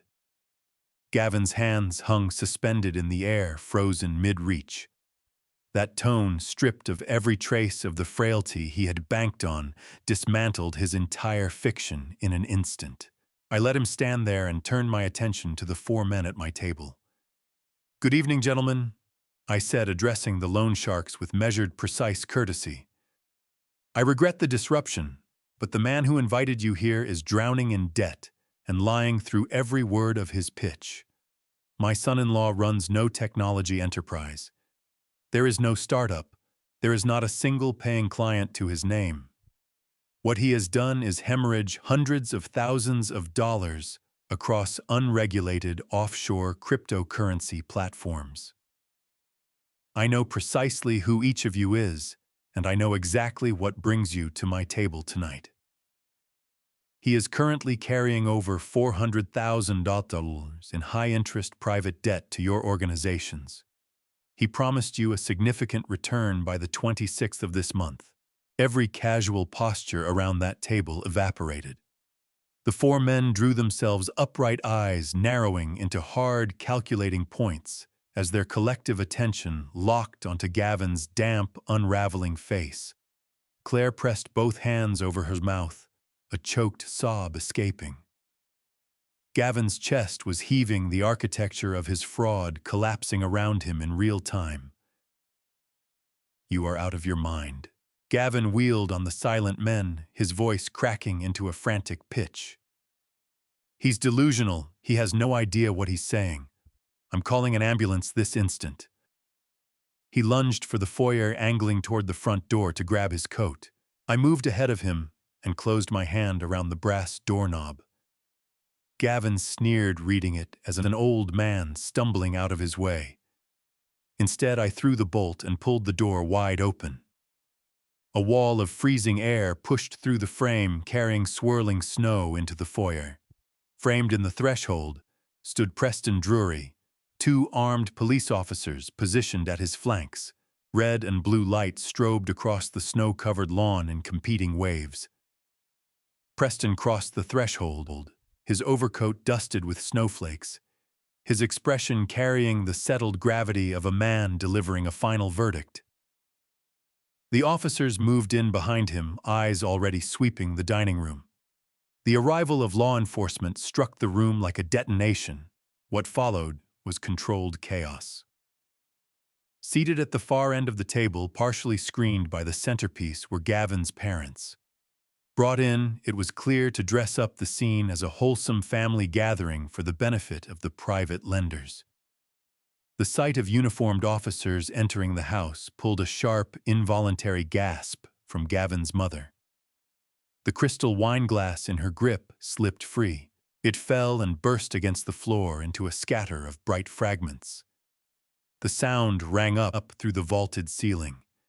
Gavin's father lurched to his feet, his face going the color of ash, every muscle locked by the shock of what was unfolding. The four loan sharks registered none of this fear. What crossed their faces was something colder and more practiced, an immediate, hardened aggression. These were men who operated in the financial underworld's most dangerous recesses. Police presence didn't rattle them. It activated something primal. Chairs ground back from the table. One of them let his right hand drift toward the inside pocket of his jacket. The lead officer clocked the movement without hesitation and ordered the man in a flat, firm voice to keep both hands visible on the tablecloth. The loan shark obeyed slowly, his eyes tracking across to Gavin with a look of pure, concentrated venom. They now understood that everything they'd been sold was fabricated from the ground up. Gavin stood marooned at the center of the room, lungs working hard, eyes ricocheting between the officers, the loan sharks, his parents, and me. The confident bearing that normally defined him had been replaced entirely by the wild-eyed scramble of something cornered. He raised both hands. "Gentlemen, everyone needs to stay calm." Gavin managed, producing a trembling, unconvincing smile. "This is a massive misunderstanding. My father-in-law is severely senile. He has lost all touch with reality and is deep into advanced dementia. He must have phoned them police during some kind of hallucinatory episode, completely convinced something was wrong. I assure you my company is solvent. The capital transfer is on track. Everything is proceeding exactly as planned. This is a medical situation. Please." Gavin swung his pleading eyes toward Preston. "Officers, you have to hear me out." His words came in a rush. "You are responding to a false alarm from a man who is not mentally competent to make that call. I am his caregiver, and I hold his legal power of attorney. Step outside with me for 60 seconds. I can show you his full medical diagnostic file. I can document the severity of his cognitive decline. There is nothing criminal happening in this house." Preston Drury advanced until he stood at the very edge of the dining room rug. He held Gavin's gaze with an expression that contained no sympathy at all, then drew a thick sheaf of folded legal documents from inside his coat. "Save your breath, Mr. Colby." Preston said, his voice carrying the kind of weight that doesn't require volume. "We are not here on a wellness check. This is a coordinated execution of arrest warrants covering severe financial fraud, wire fraud, conspiracy to commit extortion, and the falsification of medical records. The district attorney has already moved to freeze your private accounts, including the joint account you opened illegally 3 weeks ago. The $1.5 million line of credit has been permanently canceled. This is finished." Gavin took a staggering step back. Preston's words landing on him like something structural giving way.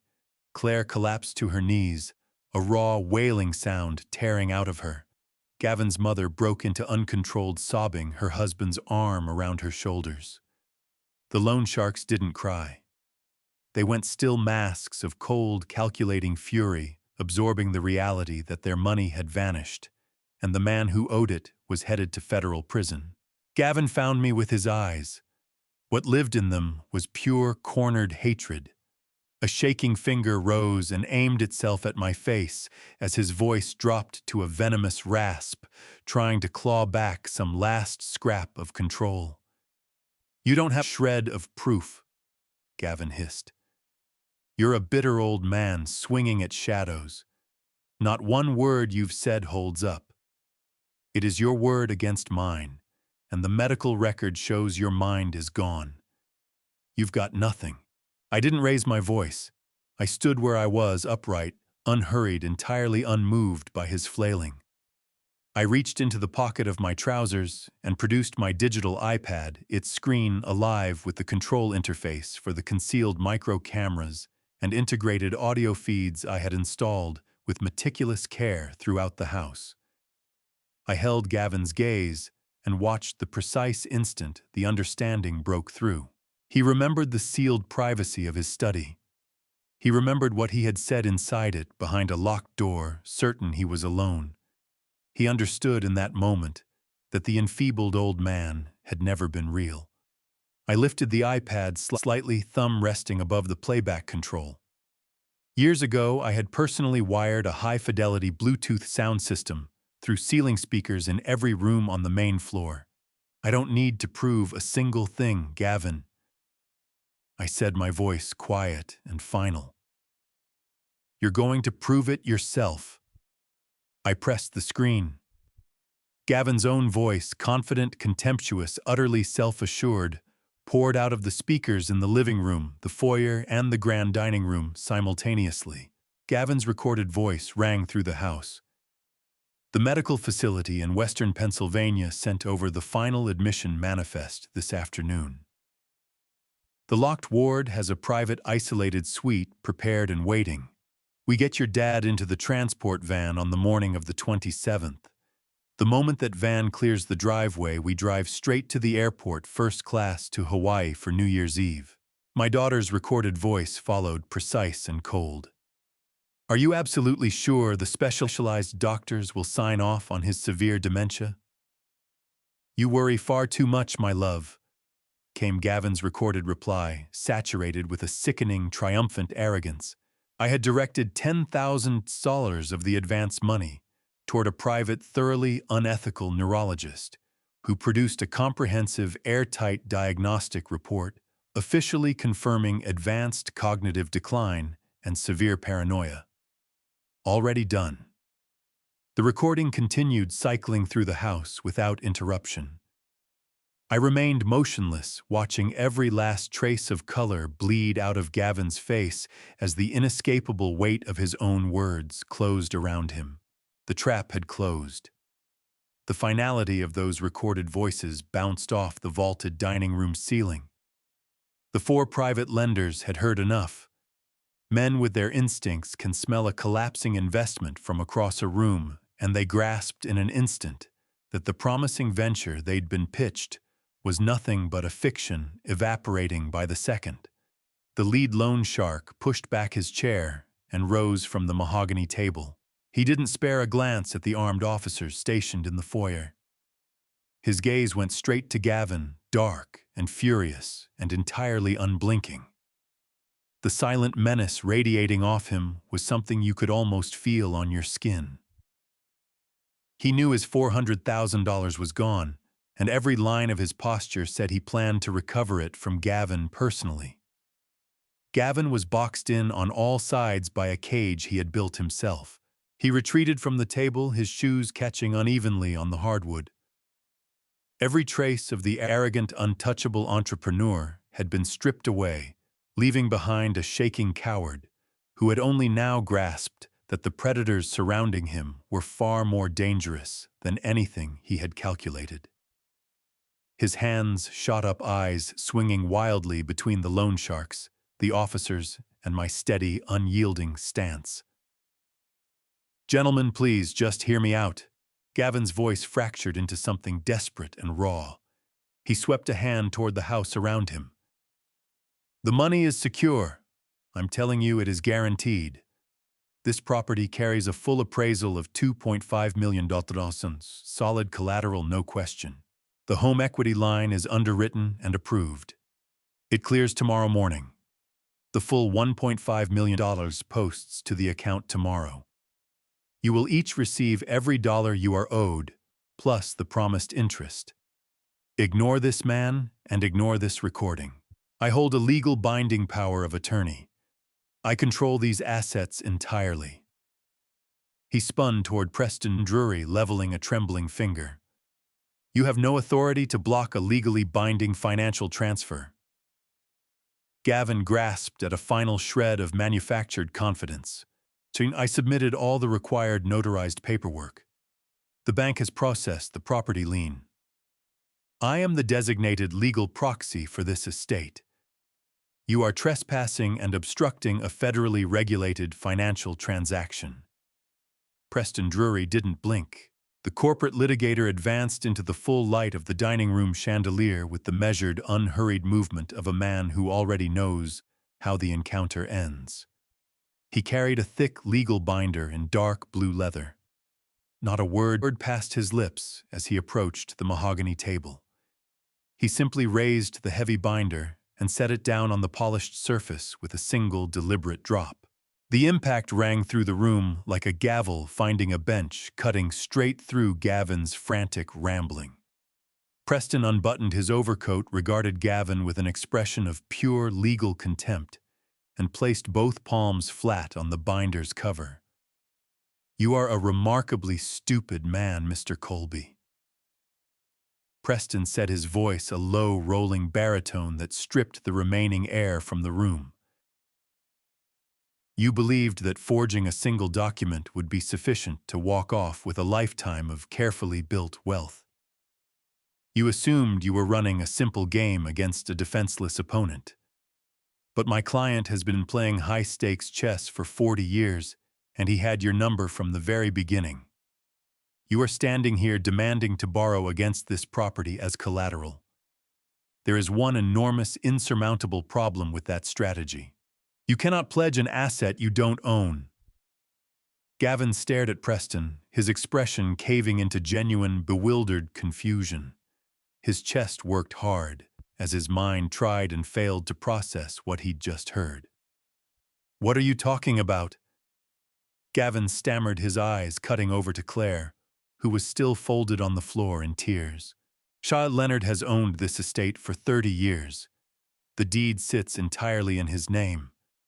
I pulled the county property records myself." I moved away from the doorway and took a position directly beside Preston. I looked at the man who had engineered a plan to chemically imprison me and felt something deep and settled rise in my chest, not rage, but a profound, ironclad satisfaction. The time spent operating from the shadows was done. "You pulled those county property records 8 months ago. Gavin, the moment you moved into my home and began drafting your little scheme," I said, my voice level and clear. "You assumed the foundation of everything I'd built would just sit there unguarded while you went about sawing through the support beams. A master engineer does not leave his most critical assets exposed." I reached across and drew back the heavy cover of the blue binder. I turned past the index tabs and rested my finger on the primary notarized document at the front. The moment I caught the first irregularity in my bank statements, the moment my antique vanity was smashed to pieces, I understood exactly what I was dealing with. I held his gaze without wavering. "I did not simply sit in that basement and wait for you to dismantle me.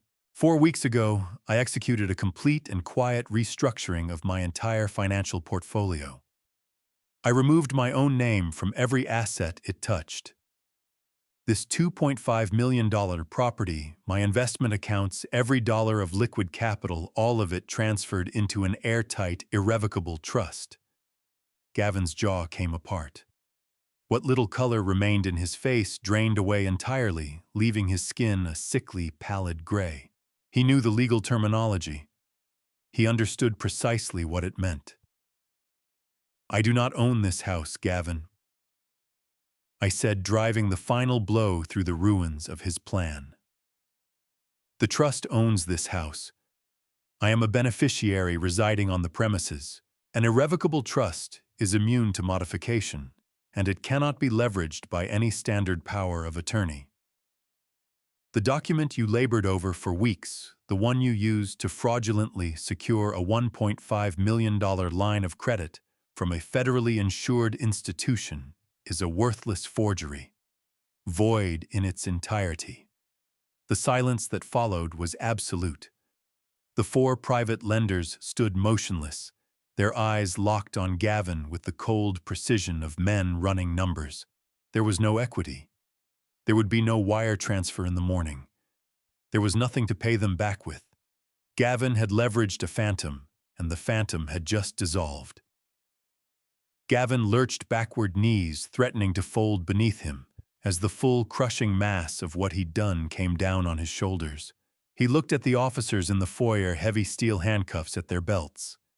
He looked at the loan sharks, men who would be tracking him the instant he made bail. He had committed documented bank fraud against a federal institution, and he owed violent men a sum he could never repay. He had constructed an elegant trap, and he was the one inside it. The silence broke with the sound of chair legs dragging against the hardwood floor. All four private lenders rose together. There was no shouting, no sudden movements. Professionals who operate in those particular financial shadows do not burn energy on theater when law enforcement is standing 10 feet away. The lead loan shark, who had been pleasantly working through my vintage bourbon just minutes earlier, slowly did up the buttons of his jacket. He moved in a deliberate arc around the edge of the mahogany table and stopped with his face inches from Gavin's.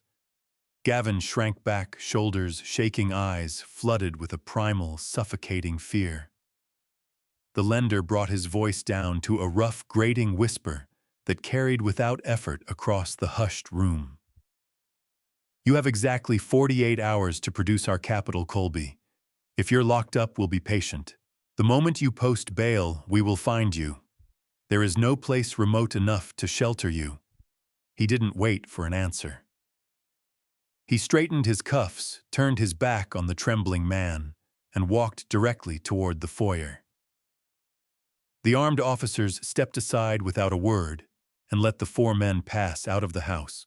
The heavy front door shut behind them, sealing Gavin inside with the full wreckage of his own extraordinary arrogance. With the loan sharks gone from the room, the lead officer stepped forward into the dining room and unclipped the steel handcuffs from his belt. The sharp, metallic clank seemed to snap Gavin out of his paralyzed stupor. He scrambled backward in a panic, expensive leather shoes, skidding on the Persian rug until his back pressed flat against the grand dining room window. "No, you can't do this!" Gavin pleaded, both trembling hands thrust out in front of him, as though he could physically hold back what was coming. "I am a legitimate technology entrepreneur. This is a terrible family misunderstanding. My father-in-law is confused. He doesn't understand complex financial instruments. You cannot arrest me in my own home." The officer didn't break stride. He seized Gavin by the shoulder, wrenched him around, and drove his chest hard against the cold glass of the window. Gavin let out a sharp, winded gasp as the steel cuffs bit down around his wrists and locked behind his back. "Gavin Colby, you are under arrest for felony wire fraud, conspiracy to commit bank fraud, aggravated identity theft, and severe elder abuse." The officer announced, his voice a flat, unsparing baritone that left no air in the room. "You have the right to remain silent. Anything you say can and will be used against you in a court of law. You have the right to an attorney. If you cannot afford an attorney, one will be appointed for you." Gavin bucked weakly against the officer's hold, his carefully groomed hair now plastered in damp tangles across his forehead. He twisted his neck frantically, scanning the room until his wild eyes found his wife. "Claire, please, you have to do something." Gavin begged, his voice climbing into a high, fractured whine. "Tell them it was a joint decision. Tell them we were acting in the estate's best interest. Call our lawyers, call anyone. You can't just stand there while they take me. We were supposed to go to Hawaii. We had everything planned out." Claire didn't move from where she stood. The sheer, catastrophic weight of it all had pinned her in place. Her face was buried behind both hands, her shoulders convulsing with silent, ragged sobs. She didn't look up. She didn't offer her husband a single word. No defense, no comfort, nothing from the man she had helped plot to consign her own father to a psychiatric ward. The cowardice at the core of their partnership was finally fully visible. Gavin then swung his desperate eyes to the far end of the table. His parents were still on their feet, pressed close together, gutted by the violent unraveling of everything they'd believed about their son. His mother wept openly, a ruined linen napkin clutched against her chest. His father stared at the floor, face gray and slack, with a shame that had no bottom. They had arrived at this house to celebrate their son's supposed triumph, and they were leaving, having watched him led away as a thief. "Mom, Dad, please do something."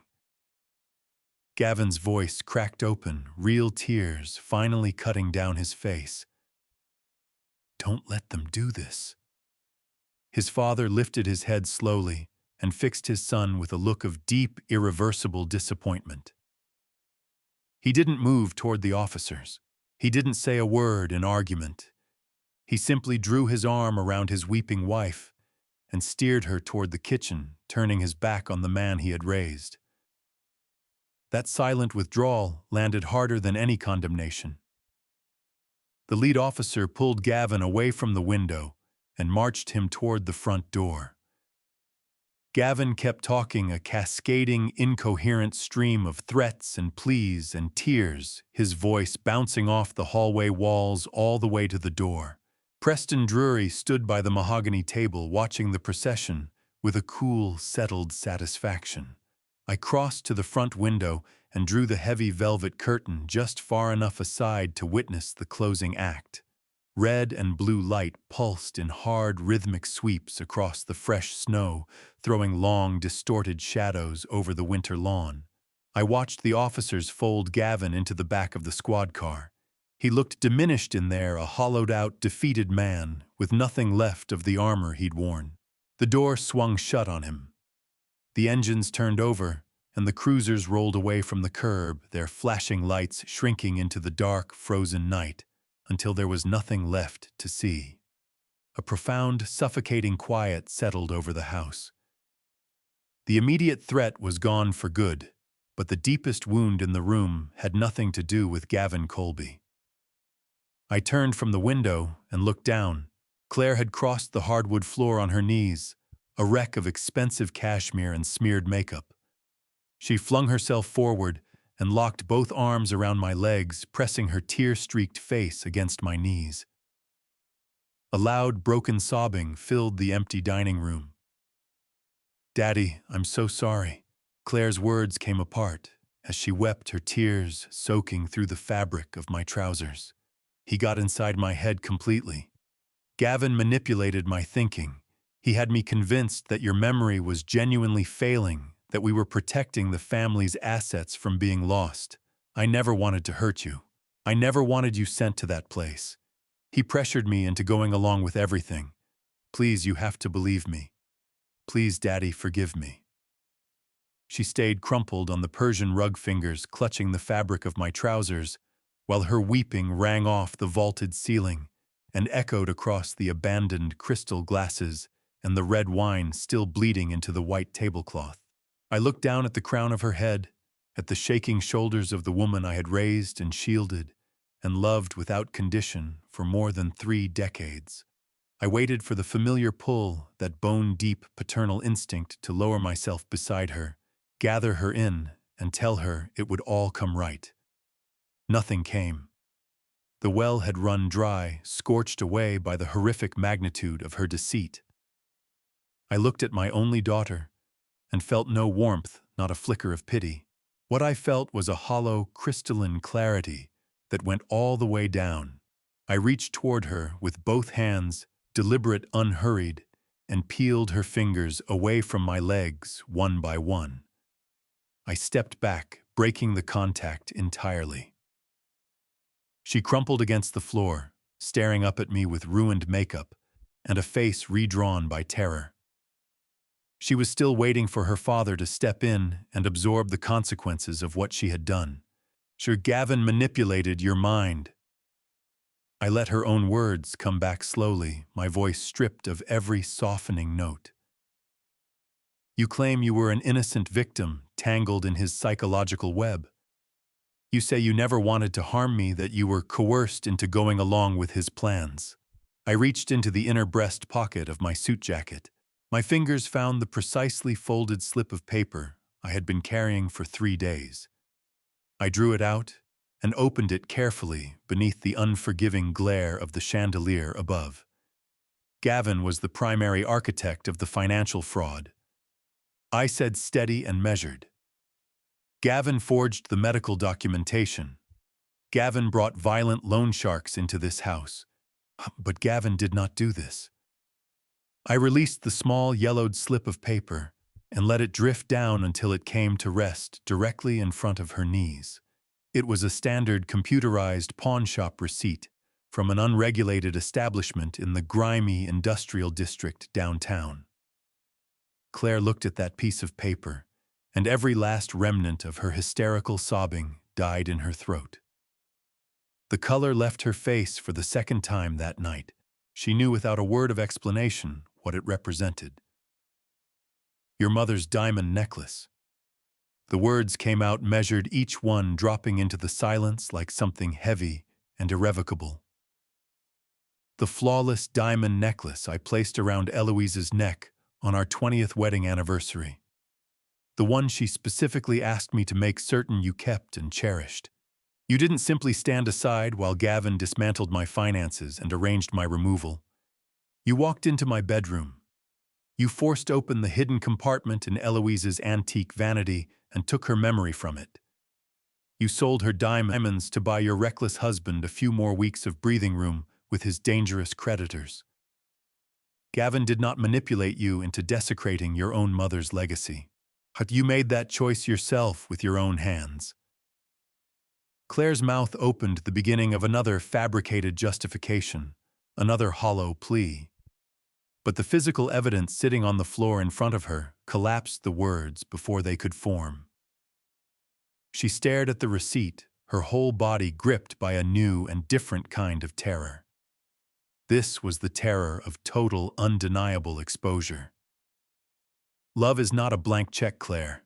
I told her, my voice carrying a cold, unrelenting weight. You made the foolish assumption that my love for you was an infinite, inexhaustible reserve, something you could freely drain without ever facing a reckoning. You counted on my being your father as a guarantee that I would ultimately absorb your cruelty, your deception, and the monstrous scale of your betrayal. You believed you could discard me like damaged inventory and still collect the inheritance on the other end. But genuine love, the kind that raises a family and holds a home together across decades, demands a bedrock of fundamental respect. Without that respect as a foundation, love is nothing more than an exposed vulnerability that opportunists and parasites will exploit without hesitation or remorse. You surrendered every last trace of the respect you once carried for me. The instant you put your name on those fraudulent commitment papers, you declared me fully disposable. You concluded that my life, my freedom, and my dignity were a reasonable price to pay for a Hawaiian vacation and the continuation of your shallow, hollow, borrowed lifestyle. I am not the confused, deteriorating, frail old man you labored to seal inside a chemical prison and forget. I am the master engineer who raised this entire estate from bare ground with his own hands, and I am the man who is now reclaiming every inch of it. I drew back the cuff of my bespoke jacket and glanced at the heavy gold watch on my left wrist. The time was exactly 9:00 in the evening. You have exactly 60 minutes, I said, pronouncing the final, irrevocable terms of her removal. 1 hour. Go upstairs, collect whatever personal belongings will fit inside the trunk of your vehicle, and walk out through my front door. You will set the keys to this house on the kitchen counter before you leave. No furniture goes with you. No artwork, no expensive pieces from these walls. You take your clothing and you go immediately.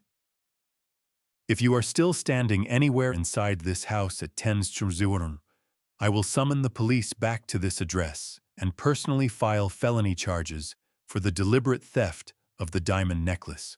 The decision is entirely yours to make. Claire scrambled to her feet, the moment she understood I was completely serious. She spun and ran up the grand staircase, her footsteps crashing chaotically through the stillness of the house. I stood without moving in the bright foyer, listening to the frantic, muffled sounds filtering down from above, dresser drawers wrenched open and slammed heavy suitcases dragged across the floor. Zippers pulled shut in rapid, desperate bursts. 50 minutes later, she reappeared at the top of the stairs, hauling 2 large canvas bags, her face buried entirely in the shadow of her hair hanging forward.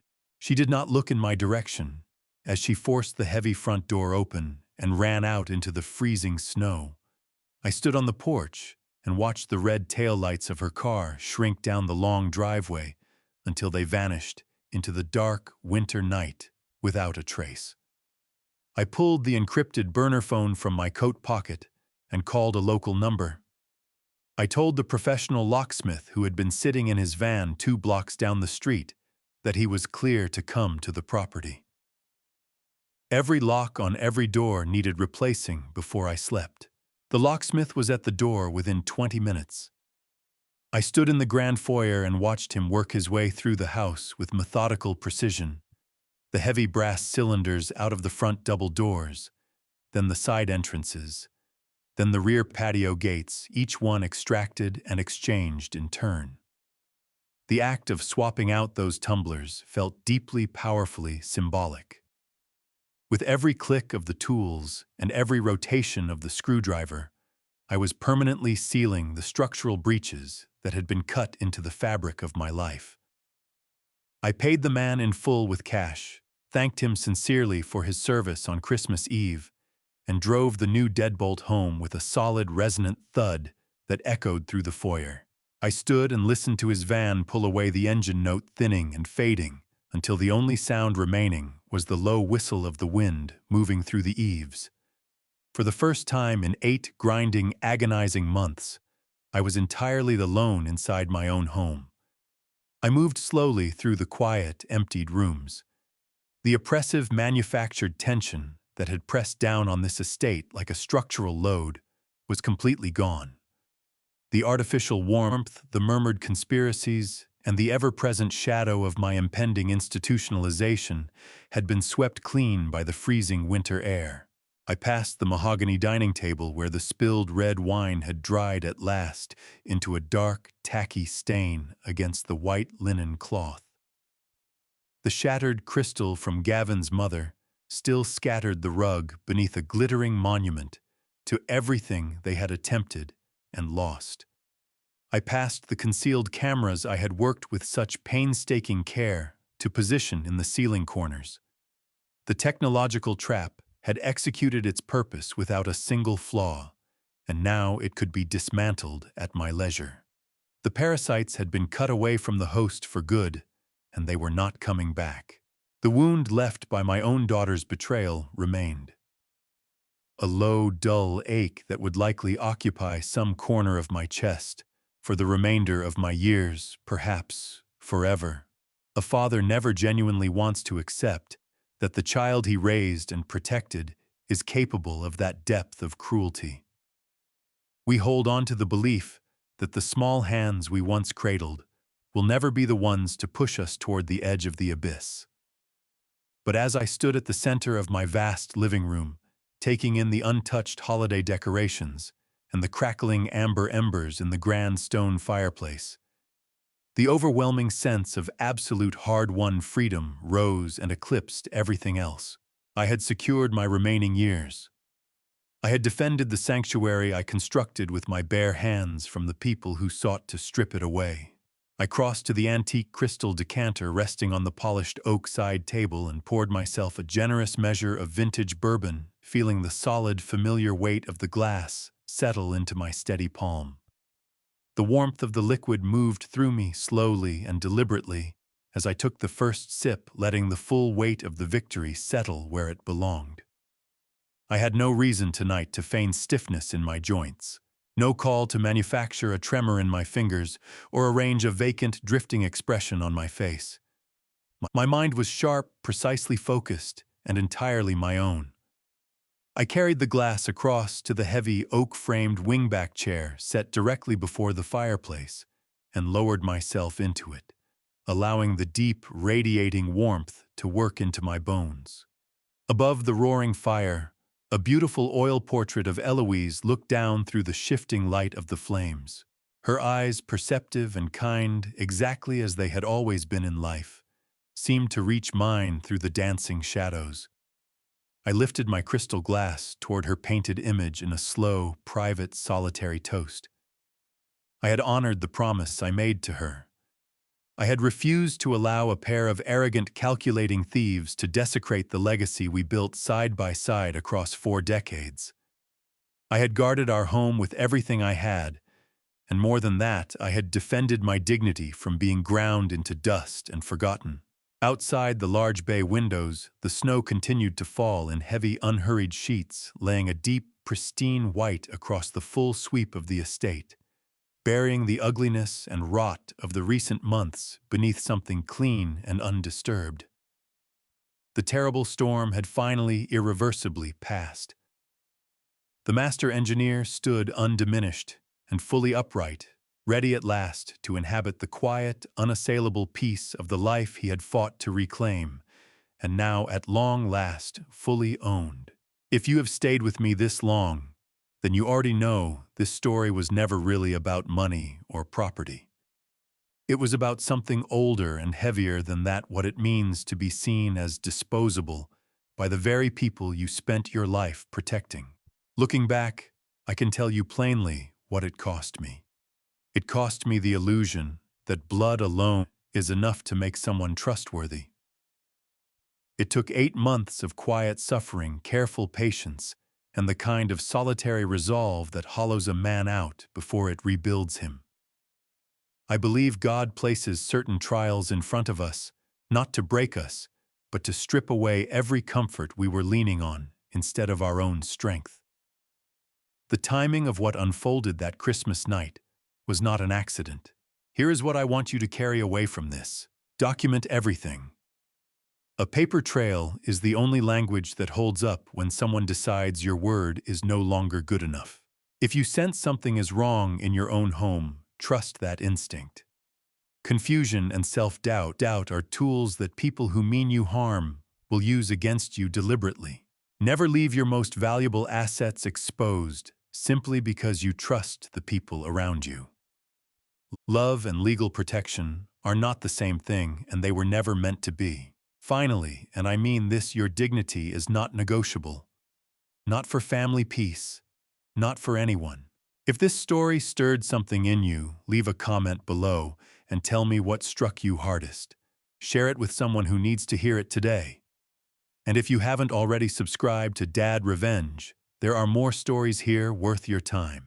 Thank you for listening. Take care of yourself out there.